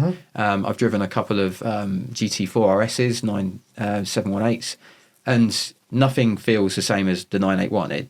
It's weird because it's in that sort of transition, I think, between them making cars soft for people on track. And this might be controversial, but I think a lot of modern Porsches are maybe made to accommodate driver failures rather than be drivers' cars. So, like if you drive a GT3 RS, a brand new one, it's got so many aids on it. I mean, it'll literally drive itself around the circuit if you wanted it to. I mean, even say they'll change up, they'll change down, they'll cut power, stop you spinning out. You'll be really struggling to spin one out on a track with all of the aids on. The 981 is not like that at all. You could throw it into a corner, and it'll slide everywhere. You've got to have some proper driver skill to be able to handle it fast. To the point where around Anglesey, when I was there for the 2-day track day, the first day we had a handful of GT3 RSs that turned up, a 997.2, which is the sorry, a 996.2, which is the 3.8 one. And the guy was thundering it around, and I could keep up with him, and I passed him as well. And then there was a couple of 991s GT3 RSs, which granted aren't quite as good as the 992s, obviously, but still I could stay with them around there easy. It's a good car, yeah, definitely underrated, I think. But that. What else did I write down? God, I love writing stuff down. So I would definitely have an Alfa 4C, talked about. Yeah. Either that, or I might trade that for a Giulia GTAM, which is the Giulia version with like basically the like fully tracked one, so it's got a roll cage and everything in it. Okay. So it's be between those two. That's the one that's got the really big rear arches, isn't it? And the spoiler and yeah. Really limited edition, aren't they? Yeah, they didn't make many of them, and they're £250,000 to buy. So Are they really? yeah, they are a lot of money. When you think about it, it's just a Giulia with with less in it. They've taken the Porsche mantra of taking stuff away and charging you more. Yeah. But so it'd either be a 4C or one of those. I'd probably go for the GTAM if my money wasn't an object. I'd definitely have a 991 GT3 RS because I think they're more raw than the 992. And then I'd have a Saab 900 Turbo. Would you really? Brilliant. Yeah, because that, going back to my dad's, that's the one car that my dad had that really stuck in my brain. Yeah. And he loved that car. Yeah, he had it for quite a long time. But yeah, I'd have one of them. Again, you can't really find one of them anymore. No, I can't remember the last time I see one of them. Yeah. They are. I'd love to have one of those. And I've found a few on like the auction sites, like the Piston Head auctions, and Collecting Cars is the other one. I've seen a few on there, but they go for stupid money. Yeah. And you can't buy parts for them anymore either. Yeah. I mean, even in Sweden, they struggle to get parts for them. So you're not going to get them over here. But, and they do a rally one as well. I can't remember, is it Roche, which has got like the big spoiler and like big arches and stuff, different wheels and a scoop on the bonnet and stuff, which are proper nice, but they don't come up very often. No. But I'd definitely have one of those. Blue is what I'd have. Brilliant. I have to remember that when I'm looking for the picture now.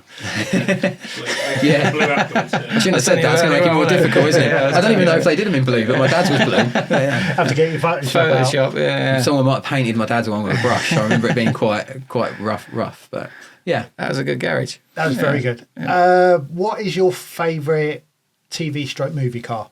Oh, now when your other guests have said this, there seems to be a commonality in Fast and Furious. Yes, that comes up A all lot. the time. Yeah. Yeah, mine's Herbie. Is it? Yeah. You're the second person. Yeah. Sophie picked it, didn't she? Yeah, Sophie picked the first one. I couldn't really tell you why, but I think it's probably because that's like the first car movie I ever watched. Yeah. So I get that. Yeah, so the Fast and Furious stuff is it's just like they're just normal cars. Unless the first movie had some good modified ones in it, but just like not that special in my opinion. But yeah, Herbie like definitely that, because I love that. first film I ever watched. My wife has always wanted a Beetle, so at some point we'll end up with one. As in an old One. really? Yeah. Which is funny because she's quite tall like me. She's 6 foot, not as tall as you, but she's 6 foot, and she's never going to be able to fit in it. So I'm going to buy one. She's not going to want to sit in it because she hates test driving cars. It's going to get home and then she's not going to be able to drive it. So but she needs to scratch the itch. yeah, but that won't be till kids are a bit older, probably. Yeah. And they're getting quite hard to find. Oh yeah, I clocked early on. There's somebody selling one on a marketplace, and you're friends with him. It's like a bit of a ratty one, all different colours. Oh, Glenn, Yeah. tattooist. Yeah, is he a tourist? Yeah. Is he? Okay. Yeah, that's okay. pretty cool. Yeah, all he did lowered my and sleeve. everything. He's Yeah. done all floor pan and everything. It looks abandoned. Oh yeah, Yeah, yeah. He's from got the the outside. narrow beam at the front. It's wicked. $6,000 he wants for that. Yeah. That might be a bit too much for my wife. Not like Yeah. money wise. I mean, like too done Yeah. towards that type Yeah. of thing. I mean, but- it sits that far off the floor. It's literally scraping its belly on the floor. Yeah, it looks cool. But it does Is look it cool. is it the red one? No, it's got red about panels on it. It's got- 28 different colours. Because I remember, I think it was Aaron's was he had one, didn't he, Aaron? Aaron's still got it. He's He's- still got it. Aaron- Peaches, it's called, isn't it? Yeah, I think he's having a turboed MX-5 engine put in it. Oh, wow. But it's been a project for fucking God. It's been off the road about 6 years. I think all these cars have been projects. Yeah, I think they're all off the road at the minute. Yeah, every time I go get my hair cut, I'm like, what? Just, I feel like asking him about his cars, but I know it's just going to be the same story as it was last time. So yeah, fair enough. Yeah. So you've already answered this, but we need to ask it, I suppose. Would you buy an electric car? And the answer is yes. Yeah, I would buy an electric car, and And you own an electric car as well, not just buy one. Yeah, so we've just bought our Model Y off lease. And the reason I would never buy one new is because of the amount of money it's lost in 3 years. Yeah, this is kind of like what we were getting at before, wasn't it? It's like the amount, even any electric car, not just Teslas, they just depreciate. Crazy. Yeah, so you've bought yours at the end of it, so it's already done all of the depreciation. Yeah, hopefully, yeah. Maybe a bit more to come. Yeah. But yeah, we took out a 3-year lease on the Model Y. And the reason we chose that was my wife needed a big car. We got 3 kids. We needed. That's the one with the doors, is it? No, the X is the one with the doors. Okay. The Y is the Model 3 base, but yeah, it's slightly bigger. So it's like the slug-looking one. We call it the slug. So we needed a biggish car, and she doesn't do a lot of miles like driving long distances, but she does a lot of miles driving short distances around Milton Keynes. So like, and electric car's perfect for that. Yeah. I mean, before she was in a V6 Touareg, and that was drinking like 11 miles to the gallon or something driving around Milton Keynes. So it's not practical from that perspective to run a diesel car. The electric car, the Model Y, the electricity we put in it's about £7 fully charge it at the discounted rate of the night. Yeah. And we're just having solar fitted, so that will take a chunk out of that as well. So it'll be even less. But as a tool for the family to get them from A to B, it's brilliant. But as a driver's car, it's soulless. Yeah. So I would never have it as a car for myself, but I would buy it for my wife. So the fact that you've bought that, knowing that the batteries don't seem to last forever, is that something you're worried about, or? So the amount we paid for it, no. Oh, really? So brand new, that car was 67 grand. Yeah. We paid less than 20 for it. Did you? 3 years later. That's how much it's depreciated. Depreciate, isn't it? Yeah. But when you say 17 grand, I think that. The So last, when are they likely to go though? So After, they have a 10-year guarantee on them. yeah. so you've got another 7 years of trouble-free motoring. Yeah, I think my Do they wife will have destroy 10 that. year on it? Yeah, I'm pretty sure Tesla's got 10 years, but I'm pretty sure my wife will destroy it in probably 2 or 3. So, I mean, it's suffering a bit at the moment, but yeah, so yeah, as that, it just makes financial sense to do that, Yeah. and I've got more money to spend on Porsche. But that's a lot of money to depreciate. What you just said then. But it is a lot of money to lose. I don't Yeah. know another car that would lose that amount of money, and that's why I wouldn't buy one. Yeah. I think we might hold out for they're doing a 6-seater version of it, which is in China at the moment, but isn't in the UK. So we might hold out to a couple of years till that's released, and then maybe release one of those. But we'll have to see what they're like moving forward. Yeah. I think electric cars are always going to be around. They're an alternative, not a replacement, in my Yeah. opinion. Yeah.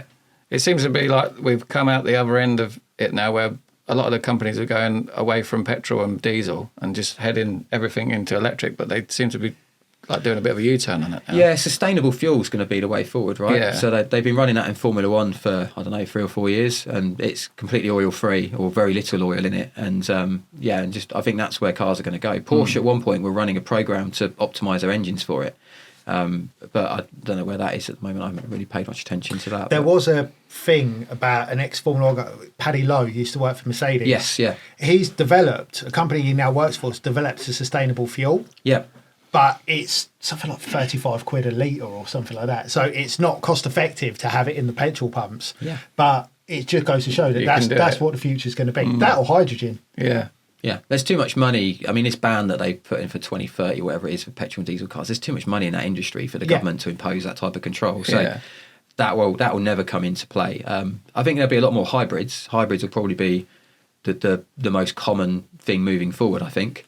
But yeah, the sustainable fuel, as soon as it's affordable, it'll go through a little bit like electric, right? It'll be really cheap so that everyone adopts it, and then they'll whack a load of tax on it, Yeah. like they've done now with electric cars. So, Yeah. yeah, that's what happened. Okay. That's good answer. So what's the most embarrassing thing you've done to a car? Done to a car or done in a car? Done to a car. Both. Right, I could do both. Okay, well, one of them actually might come to your story, but yeah, the most embarrassing thing I'd done to a car. My Amaker had a shopping list down the side of it of Pioneer. What else did I have? Pioneer. All the something parts you else. didn't Yeah, have all on the the parts I car. didn't have We in it, talked about this a little while back, didn't like we? the Halford shopping list down the side of it, and I limo tinted the windows in it. So it was Brilliant. Yeah, and that was an embarrassing car before I did that. So Did it have teddy bear hubcaps on it as well? no, it didn't. But it did have. I did have some weird, like this was dust caps on it. I can't remember what they were. They were like dice things with like little stuff in them. Yeah. I've had 8 balls on mine once. It might have even been them. Yeah, it was a long time ago. So yeah, there was that. But the most embarrassing thing I've done to a car, we hired a motorhome once to go to Austria. This isn't modifying it. This is what I actually did to this motorhome. We were basically going to the Grand Prix there. This was a 2017 or 2016. It was cheaper for us, 6 of us, to hire a motorhome, drive to Austria, buy an all-weekend ticket, pay for camping, pay for food, pay for fuel, drive back, pay for the train, than it was to go to Silverstone, which is 20 minutes down the road. Yeah, I know. It's nuts. And then it makes me laugh now, but they can't sell the tickets to Silverstone. They couldn't give them away last year, or this year even, to people. But anyway, so we did that. We hired this motorhome, and we got it to the other side of the channel. We're driving along, and it's a long old drive to Austria. It was over two or 3 days we did it over.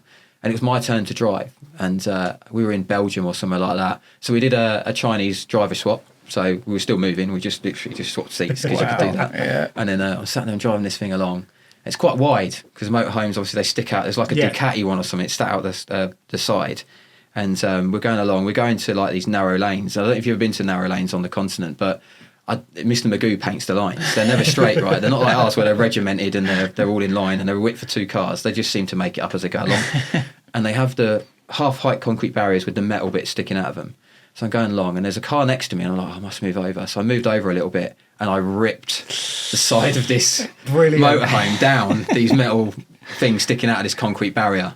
And the guys sat in the back playing cards, literally nearly shat themselves. I like panicked and then moved over a little bit and then was quite like shook up by the whole fact that I just probably lost our £1,000 deposit down the side of this barrier. So then I just parked it basically in the middle of the road, drove it all the way down the roadworks, people flashing and everyone laughing in the back of the van at me. Then okay, pulled off at the next services and we'll do a proper driver swap and I'll go and like cry in the toilet or something. So we came off, go and park it in the lorry thing. As we're coming round, I walloped the wing mirror on an actual Arctic lorry, took that off, and the guy shaking his hand out the window at me as well. So I destroyed the wing mirror. I destroyed half the side of it. The drawers all down that side that we'd loaded with alcohol, you couldn't open. So all of our beer and our spirits were all locked in there, and the Jaffa cakes, so we couldn't get to them. Oh, no. So we spent an hour trying to undo those, and then we phoned the company we'd hired off, which is near the Super Sausage. I don't know if they're still there. They were at the time. And then we're like, yeah, we've just maybe done some damage. The guy was like, okay, send me some pictures. I sent him some pictures. And he just replied with one word. Well, actually, it was a number, £1,000. And that was what I had to pay him for scraping it down the side. Yeah. Oh. There was not £1,000 worth of damage, but yeah, it was just easier to get him off our case to do that. So, but yeah, so that's the worst thing I've done to a car like that. But modifications-wise, I don't really think I've ever done anything embarrassing. I'm not a pops and bangs type guy. I'm more of a purpose. Yeah. If you're going to modify something, there's a purpose to it. So if I'm going to lower the suspension, it's to make it look cool, or it's to make it handle better. Yeah, that sort of thing. I did the dust cap thing with the 8 balls, probably the same as you. And one of my tyres went down, it went flat, so I went to pump it up. You couldn't get them off. Couldn't get them off, so they sort of seized themselves on. So anyone that's got them, take them off. So when I couldn't do anything about it, so I took it to the garage and I was like, why can't I get it off? And he was like, you've got them stupid things on your oil. And I was like, yeah. And in the end, I had to change the actual valve. Yeah, wow. It cost me 20 quid or something to get it changed, just because I wanted 8 balls on my wheels. Nice, yeah. And I Which think, car was this on? good question. Don't know. Range Rover, maybe? Yeah, maybe. Nice. Yeah, I don't know. Yeah. Well, yeah. they were cool while they were on there, right? Yeah. Yeah, the wheels he had on his Range Rover, what were they, 21s? 21, yeah, chrome. Yeah, they looked Do nuts. they spinners? No, they weren't. No. Yeah, it looked the nuts. So to be honest with you, it's the only reason I bought it. I've had enough of the wheels. I was like, I need to have that. Nice. Every day there was a different warning message on it, wasn't it? Oh, that's typical Range Rover. Yeah. I can't remember which model it was. It was a diesel, wasn't it? It was like a 2.5 litre diesel. It was the, I'd say Mark II shape. It was the one that was in layer cake. The real boxy one, yeah. Was it yellow like the layer cake? No, it wasn't. No, it's green. It looked quite. It was smart, British wasn't it? Racing Green almost, Yeah, wasn't it it? was, yeah. Yeah, it was a wicked car. Quite. Yeah, I was thinking about it the other day actually because somebody keyed it down the side. I parked it outside Anne's dad's in Oldbrook, and they keyed it, and I thought, why would you do that? Because I wasn't parked in front of somebody's drive, or I hadn't blocked anyone in. It was just right out of the way, and somebody had just gone down. And I was like, it was a jealousy thing, I suppose. But at the end of the day, it cost me like it was like a $3,500 car. It wasn't a posh car or anything like that, but it looked nice, didn't it? Yeah. That's where the electric car's cool because like It records everything, doesn't it? Yeah. Like, I've not had an incident myself, but a guy I work with, he we were doing some work in Leeds, and he parked in the hotel there. It's quite a narrow car park, the Hilton, and he basically got an alert, and he had a car a week, and someone had got out their car and had just walked down the side of it with like their keys in their hand. I don't think they purposely keyed it, but they scratched it, and then you could see that they noticed it and then stopped. So he went to the whole effort of finding out who that was by watching his video until the car moved, getting their reg, going to the hotel, saying he'd had an accident when he hadn't. He just scratched his car. That's quite a clever way. Got their details, and then he found this guy online or something, messaged him on Facebook, and then it turned out the guy was there having an affair. So Wow, That is brilliant. So my mate was like, I'm gonna report you, blah blah blah, and I've got your address and stuff. And the guy was like, no, don't do that because then my wife will see it. I was there with my mistress. So the guy paid him off. Admit to that. Yeah, I know, it's crazy. superb. So he paid him off, yeah. But yeah, I thought I that was love that. quite cool. That's one of the best stories we've had so far. Yeah, so he just gave my mate like 900 quid or something to get his car resprayed. Well, a door Excellent. resprayed. Yeah, like, if I was your mate, I'd have said it's going to be $3,000. I'm telling you why. That's what I was like. Apparently, he felt sorry for him, but I was like, yeah, fair enough. I would have kept putting more demands on that every 6 months. Remember me? They sent him the footage as well, and you can see a lady go around the back of the car. So it was quite damning if he wanted to send it to his wife. Yeah. God, imagine having that power over someone. Wow, Yeah. no wonder everyone hates Teslas. That's wicked. Definitely, that guy's got a hatred for them now. But, yeah. But I had another embarrassing incident in a car. Yeah, you carry on going. I was the Touareg I had. It had a weird. They got the electric boot. First car I had with electric boot, but it had a weird thing where it would click, but it wouldn't double click to lock it. I think the lock was on its way out or whatever. And I'm giving this excuse for my mates who were going to listen to this, but they keep saying that I didn't shut it, but I did. And then I drove out Sainsbury's after doing our Christmas shopping, boot full of food. Also had a buggy in there. Got to the bottom of that where the roundabout is, where I was going left. Accelerated to go off, and my boot opened, and all my food came out everywhere. But the worst thing was, I pulled up, started collecting my food, my Christmas shopping off the floor, like dented bottles of gin and stuff like that. My mate come round the roundabout, saw me, just opened his window and laughed as he went past me. Didn't bother stopping. And then I phoned him up. I was like, "Why don't you stop and help me?" He's like, "I've just come back from having my vasectomy. I couldn't move." Brilliant, great. It's like is it Nielsen from The Simpsons? Nelson, yeah. It's like, "You could have come back around and helped me." He's like, no, the painkillers were wearing off. I couldn't get out. I was like, I'll feel for him. nice. So I picked up a buggy. People honking at me as I'm doing this, yeah. And Wow. Rude bastards. Yeah. well, That it was my own Christmas fault, spirit. really. But it was all right. I got all that in. I got all the food back in the car and the buggy undamaged. That was good. As long as you had your turkey, that's the main thing, I suppose. It was mostly alcohol that fell out the boot. I must have looked like an alcoholic. Oh, fair play to you. But, yeah. Yeah. Right, next question, Barry. Oh, well, I'll tell you a good one that we forgot to ask our guests for ages. Go on then. Because you've got that background. I don't mean to be pointing at you like I'm telling you Yeah, off. that's all right. But obviously, if you could pick any track in the world to race, what would it be? Oh, yeah, good question. We haven't Because you answered are for probably months. one of our more seasoned track I don't day think we've had sort of it. people. Yeah. Have we had anyone that's been a Not track really, day? Yeah. no. Not for a long, long time, which is why Okay. I think... Well, you don't ask it. Yeah, great question, mate. I'd like to do Laguna Seca. Yeah, just because This is one you get an erection and come. Yeah, that's the one I said, yeah. playing obviously you can watch loads of clips and stuff on YouTube. And weirdly, after saying about American roads being straight, they have got some brilliant race circuits. Yeah. There are some really good ones in the UK, obviously, but I've done most of them. I mean, the one I've done the least of is probably Thruxton, but I've done nearly all of them. Castle Combe I hate. It is one track that I despise, mainly because every time you go there, it seems to be for some sort of car event, and there's 40 people on the track all at once that have no idea what they're doing, just want to race each other and end up in the cornfield in the middle. But yeah, be Laguna Seca, because played it on Gran Turismo when I was younger, all that sort of side of stuff. So I'd love to be able to take one of my cars, whatever car I've got at the time, and drive it rather than have a car over there, because you know your car. Yeah, you know your car. Yeah. Oh, Brilliant. Yeah. Great question. Yeah. I'm going to now ask, in your opinion, what is the most beautiful car in the world?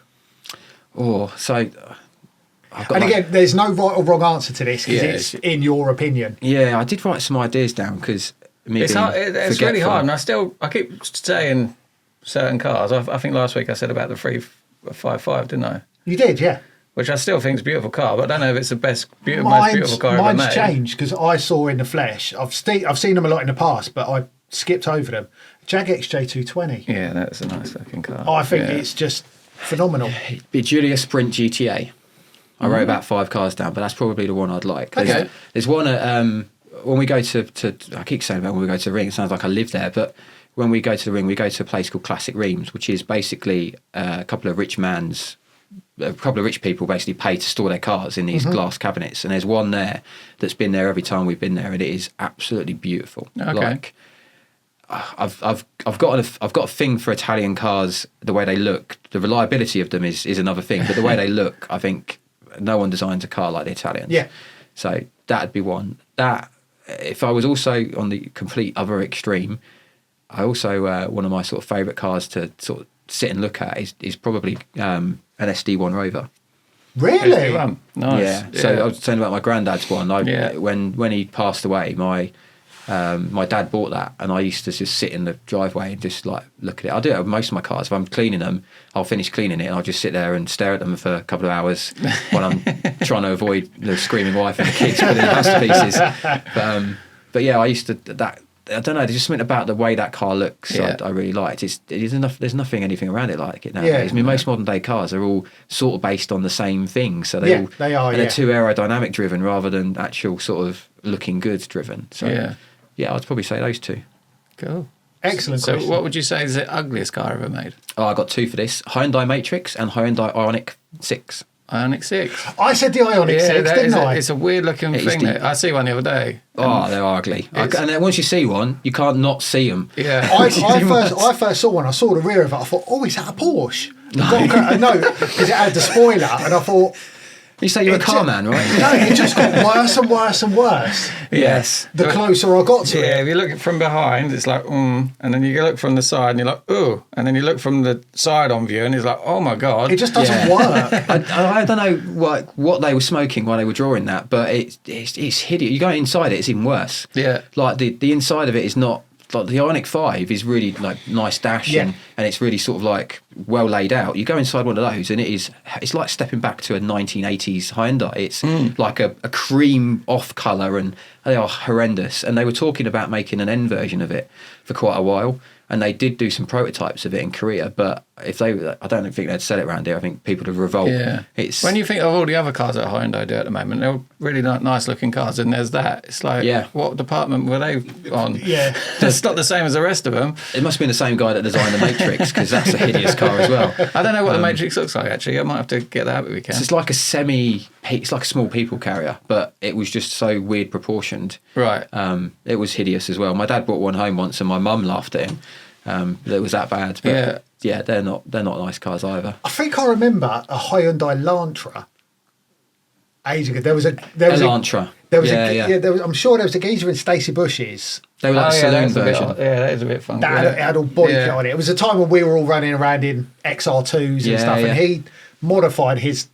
Was it a white one? Yes. Yes, I remember that. Do you remember it? Yeah, down the hockey every now and then. There was him, and there was and it was Tom had my Accent. There was an Accent with like an alien sprayed on it, which was really heavily modified. And they used to park opposite ends because I don't know why they hated each other. I have no idea. But you both got this. You thought you'd come together in your Hyundai misery, but no, they didn't. I remember both of those being around at the same time. I remember chatting to him a few times. I could never tell you what I chatted to him about, but I did chat to him a few times. I did. He knew the group of lads that I used to hang about with, but I didn't know him. But again, we all had Fords, Vauxhalls, and then he was in a Hyundai, and he seemed incredibly proud of his modified Hyundai. And why not? It was different, and it stood out. I loved it. Very different. It looked really cool. Oh, cool. But and anything from SsangYong. I don't know if you've ever seen those cars. Oh, gopping cars, fucking horrible cars. They are weird, aren't they? What did I say earlier on? It was. I saw. I'll butt in credit. The new BMW. I don't know what model it is, but it's where now they've started doing the daytime running lights around the grille. Yeah. The only I had a real liking to it the other day. I drove past one in the dark, and it looked like. Oh fuck it! What did it look like? You say Knight Rider or something? No. It looked fucking horrible. It looked like. Do you ever play Angry Birds, or your kids play Angry Birds? Yeah, I did. There's little pigs in it. It looked like their nostrils. It was fucking horrible. But like with every BMW, like 3 or 4 years' time, that'll be quite pretty. Yeah. I mean, they all seem to be horrible when they come out. Yeah, it's like the new M3 with that grille. The buck teeth. Yeah. They're well desirable now. Yeah, I've slowly warmed to those. When they first. What you're saying about the BMW with the lights going around it, I quite like that because it's quite subtle. They're not. Oh no, this isn't subtle. No, mate. but it's just like it's like a thin LED. But the Volkswagen at the moment, it's got like this. Like light bar along the front of it, hasn't it? It's well bright, and then even their badge lights up as well, doesn't it? Now the VW. Yeah, the badge all light. That seems to be a common trend now. Yeah, I don't know. I'm not all quite sure the badges if I like light that. up on the rear. Yeah. I saw an Audi the other day that had the Audi rings Yeah. in the red, and I was just like, that's a It bit looks a weird. little I bit saw one tacky. for a Vauxhall Mocha something. Yeah. That had Vauxhall shining badly out of the back of it. Yeah. The new Cupra does it, the new Formentor. Yeah. And I had the previous Formentor, didn't I? You did, And that was yeah. fucking, it was all right, it was a good car. Yeah. But why light up the badge? Got a while up a Vauxhall badge. Yeah, that's true. Yeah, very true. Hatred for Vauxhall, sorry, but yeah. Fair enough. Right, so what got you into racing? So like I was saying earlier, doing track days for ages and ages. So I was where I work. The guy that runs the team that I've joined is my CTO. So and I know him fairly well. And he was a bit like, you do loads of track days. We need another guy to come and drive around. So actually the first time I sort of got exposed to it was that they do the charity Motion Motorsport that he runs, or he's a treasurer of, or trustee. They run an event every year at Silverstone in February called a transition event. So there's loads of companies go there, and loads of veterans and ex-service people go there and basically look for jobs. So it's an opportunity for them to look at what's available after they come out of services. But to make things really cool, they invite people on a track day, and you basically take them around Silverstone. Right. So that when they're going to these stalls, when they first get in, they get 2 tokens and they can do 2 laps. But normally they can do more because some people do it, some people don't. So there's more time based on numbers, etc. So you line up in the pits, they get in your car, you go on an out lap, a fast lap, and then an in lap, and see if you can terrify them. And it's always hilarious when you get them in the car because they go. I always say to them to be polite. Wait, what do you do, etc. And I went to shake one guy's hand, and he had one arm. So I was a bit like, oh, no, you're right. And I was expecting him to be upset, but he just laughed at me. And he was like, yeah, don't worry about it. So I was like, oh, what did you do? He's like, in the infantry and stuff. And I was like, how do you want me to drive? It's like, however you want. I was like, well, do you want me to go fast? And I don't know if you're squeamish or what. He was like, I've been shot at for 2.5 years by Afghans. Just go as fast as you want. So I was like, okay, cool. So I did that and like really got into it. Like just the joy on people's face. I mean, something so normal for me just to drive around a track, not even full pelt because you don't want to, you've got people you don't know next to you, but just drive quite fast and people be so excited by it. And then I got into it from that, and then I did a few other events where they do it at other places, like they do a couple at Seven Sisters, and they've done them at Thruxton before. I went to some of those, and then he just sort of said, we're running a third car. If you want to race in it, come down and see how fast you are, and then we'll see if you can go in the car. So so I did that. Really like built my confidence up just going down there and finding that I wasn't slow. I wasn't the slowest. I was like the second or third fastest. So out of the whole team, which was really good. And then we'll find out in 2 weeks' time. It's the first weekend of November, 7th. I'm going up there. Whether I've actually got any racecraft or not. But good luck. Yeah, so I got into it from that, and I'd like I say, I think I'm going to do more of it. I'd like to do some C1 racing. My mate, who I owned the garage with for a bit, Alistair, he races and just won his class in MX5, right? Super Cup. So I might look at doing some stuff with him in some other race series because the MX5 one's quite expensive, but some of the other stuff you can do relatively cheap. So yeah. Do you reckon you'd ever get into that? Me? Yeah. If I've got time, mate. It's all about time and money. I'd love to, but it's probably why I haven't brought a car for myself at the minute. I just simply don't have the time. I'm either always at work or it's family stuff, and the car will just sit there and do nothing.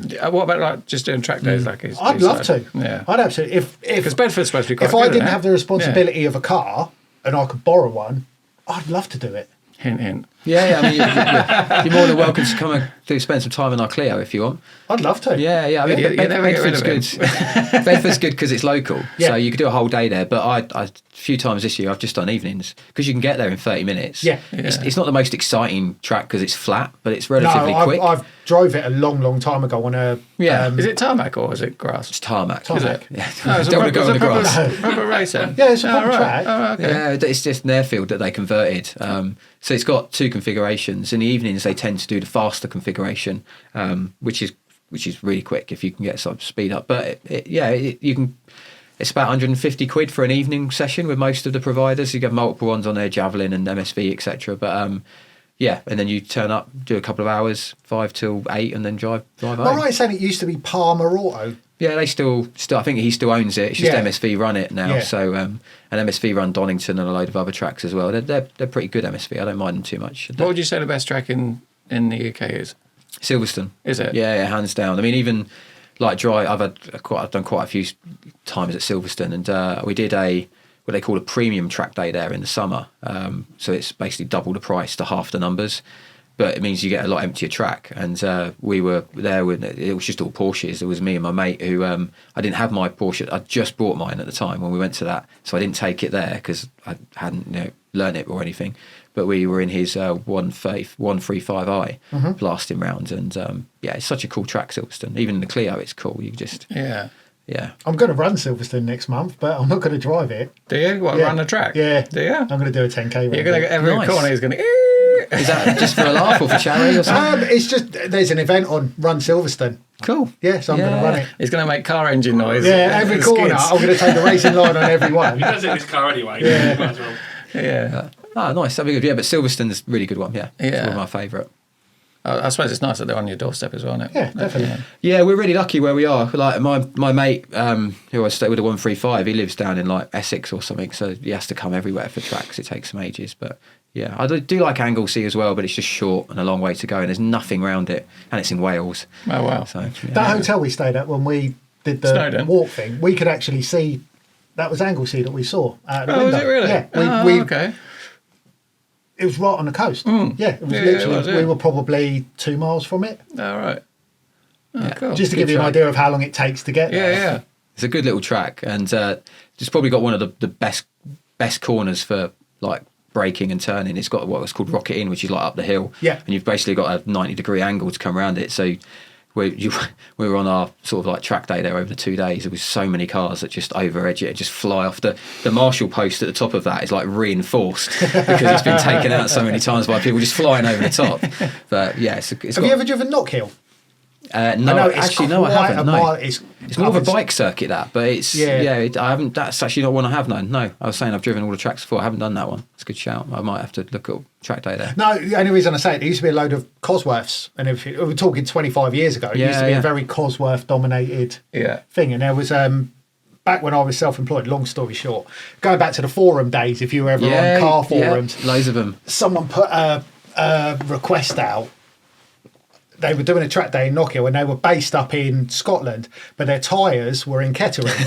Yeah, And that's at handy. the time, I had my little Transit Connect and I just started being I self-employed. remember you doing this. And I just met my now wife, and I phoned her. I was like, "Do you fancy a road trip?" And it was a bit of a date thing. So I picked up these tyres. Last of the romantics. I was, and literally drove 6 hours to Scotland. It's not the smell of rubbery weed in the car, was it? She stayed with me after that, but I There you go. think she just sat in the car and we drove up to Scotland. I was a courier for a day, and it was Nice, like yeah. a courier day. Give this lad his tyres.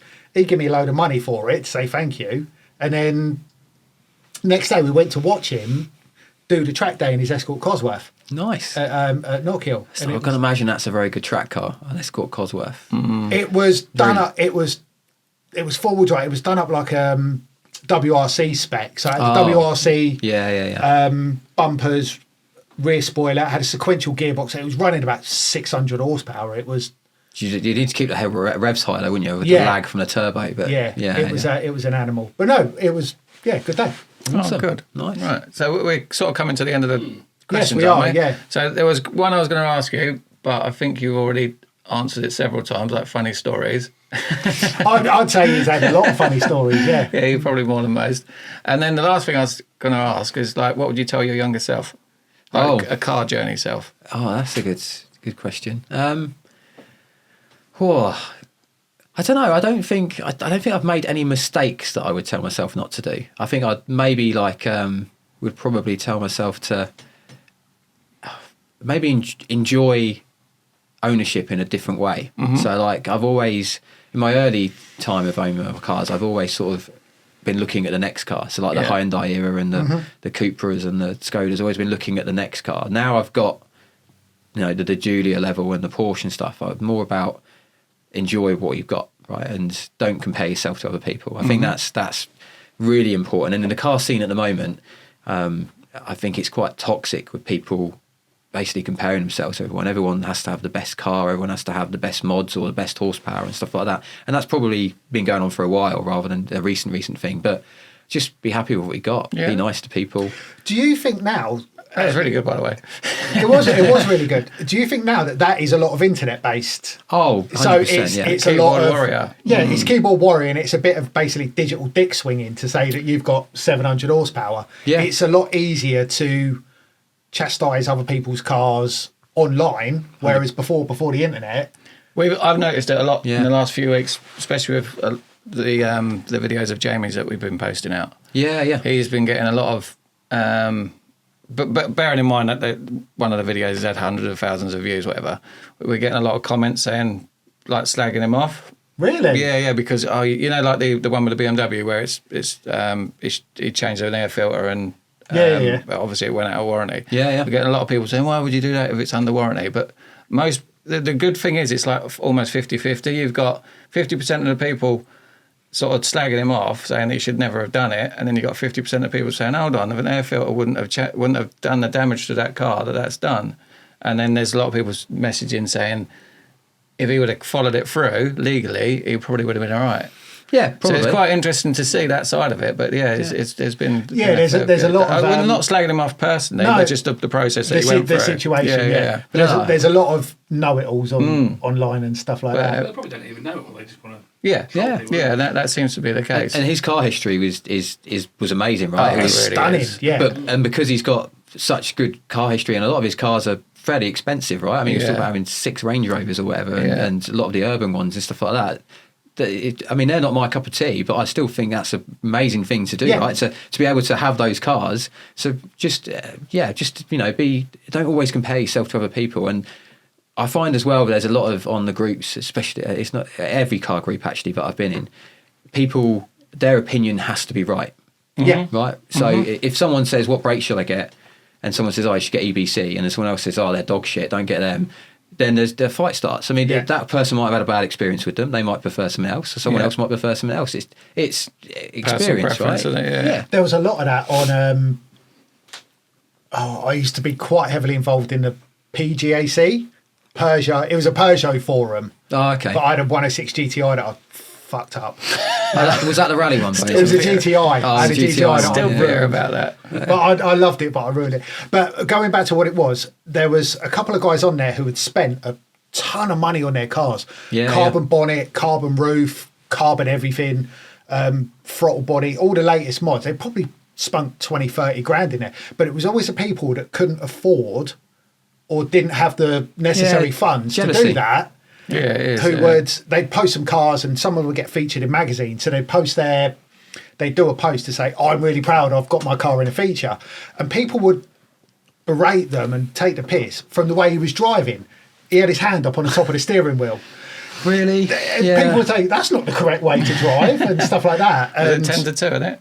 Yeah. And there was another one where some guy got done for speeding and he was like, oh, I've done 36 and a 30. Will I get points or whatever? Asking for opinions on to prepare what would himself, happen. But I know because I've had all the points in the world. Yeah. You'll probably get a fine, or if you're lucky, you'll get a speed awareness. But the berating was, why were you speeding in the first place? Yeah. I go everywhere to the speed limit, and my response was, he made a fucking mistake. Yeah. Do you know what I mean? Yeah. Like, It's weird. I think Ollie mentioned me on when you were interviewing him. I was the guy that he was saying that I bought a GT4 and told his mates, and then they were telling him he'd bought the wrong one, should have got different brakes, should have got this and that, etc. Some of my mates I shared that I'd bought a GT4, and they were like, "Oh, what one have you bought?" So I shared it with them. They were like, "Oh, you should have got the ceramics. Oh, you shouldn't have got a white one. They look crap in white." And I was like, "Oh, where's yours then?" exactly. So I was like, just be happy for your. I mean, they were friends. Be happy for people, right? It's a very judgmental world. Yeah, and the internet hasn't helped in. with that. I mean, I remember used to again going down the hockey. I'd walk round and I'd like there'd be a Lambo there. I'd like that just as much as I'd like the Cinquecento that was parked on the corner. You just you appreciate things. There was one question we haven't asked, and we'll make it really quick. What is a rant you've got about current driving? Oh, here we go. Right. So the driving standards in Milton Keynes is terrible. Yep. So people don't know how to do roundabouts, and you'd have thought of 136 roundabouts in Milton Keynes, people would know how to take them. Yep. So just general people's driving skills. Also, it seems to be acceptable now on a driving test to park facing the opposite direction of traffic. I don't know that where I live in Wifton on Green, there's a road that connects Simpson to Wifton Park, and it's forever full of learner drivers parking facing the wrong way. I don't know if when I was driving, you were told never to do that. Yeah. That irritates the hell out of me. Rain lights on cars, modified rain lights. I hate them. And there's no point to them whatsoever. They just distract people. Do you mean the aftermarket ones Yeah, the that flash aftermarket like ones. the Formula One Yeah, style you brake cars? and it flashes like it's having some sort of yeah. epileptic fit. Yeah, it's ridiculous. I have actually. They're cheap. That's why people do them, because they're a cheap mod. Like I get it, but don't have it flash. You can just have it stay on with your brake lights or with your normal lights, etc. That sort of stuff's fine. But I think I said earlier, I don't like pops and bangs. I think that's probably one of the icks in the modified. Yeah. I hate using that word as well. I don't believe I just said that. That's probably one of the, Do you want to beep that out? we can do, yeah. I said it that way. He actually said cunt. So that I don't particularly like. But yeah, I mean, I don't. Again, going back to the be nice thing, right on the road, you will get in the wrong lane. People will make mistakes. Don't flash and shout and get angry at people. I try to drive with an attitude of, if someone's doing something, just let them get on with it. Whatever. Yeah. I don't really mind. Yeah. Cool. So this is something that's sort of come up in while we've been chatting.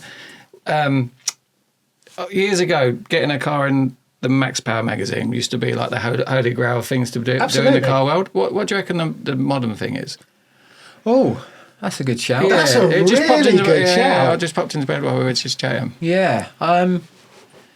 I guess because that was a real cool thing to know somebody or have your car in a car magazine back in the day. I guess now it's getting someone to review, to trial your car, right? So, like, because of all these YouTubers and people like that, and stuff that you guys do and stuff that people do drive people's cars around. Someone like Petrolhead or Joe Achilles, I guess getting them to talk about your car is probably the equivalent, I would think now.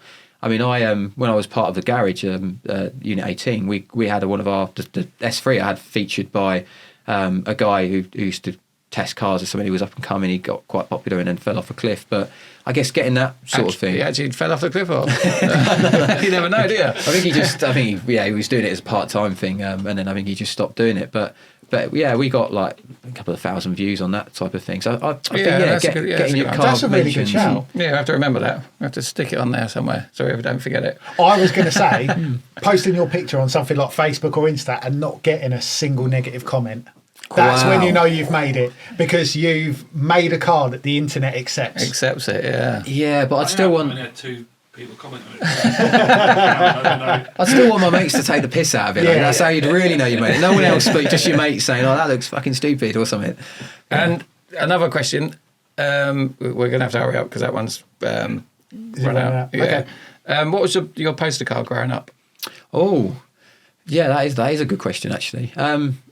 What car did I have on my wall? So my uncle bought me he used to work for Porsche for a short period, and he gave me a Porsche calendar, which would have been the 996 era, the fried egg headlights. And there was one car in it that didn't have a fried egg headlight, had the clear lens, and that was a GT3 996 Club Sport. So yeah, probably that. That'd be that one. Cool. Good answer. Right. Okay, we'll wrap out then because all our memory cards are going. Are we all done? But no, thank you for that. That No, was we're really, talking now. That was really good. That was really good. Yeah. Like, comment, subscribe. Anything you want to see, hear, do, drop us a comment. Yeah, and we've got some merch available. This is a new design that you can get if you message us. I was also thinking about maybe, because we were trying to get our numbers up on the old socials and stuff. So if you, on YouTube, if you subscribe to our channel and put a comment in the size of your shirt, we'll pick one random one every month and we'll just buy them a t-shirt. But yeah, nice. Yeah, maybe we'll try and generate a few more subscribers that way. It costs me a fortune in t-shirts, but we might get 1 or 2 more subscribers. So yeah, we'll try that for a bit. Fair play. Right. Thank you very much for your time. Been a pleasure. Yeah, no, really Thank you, cool. mate. That was great. Yeah, cool. All done, yeah? Yeah. So did that run out of battery or memory? It just said off. I just left it like. How long were we talking for? 2 hours, 5 minutes. That was quite a long one. That was my car history. No, that was wicked, mate. That was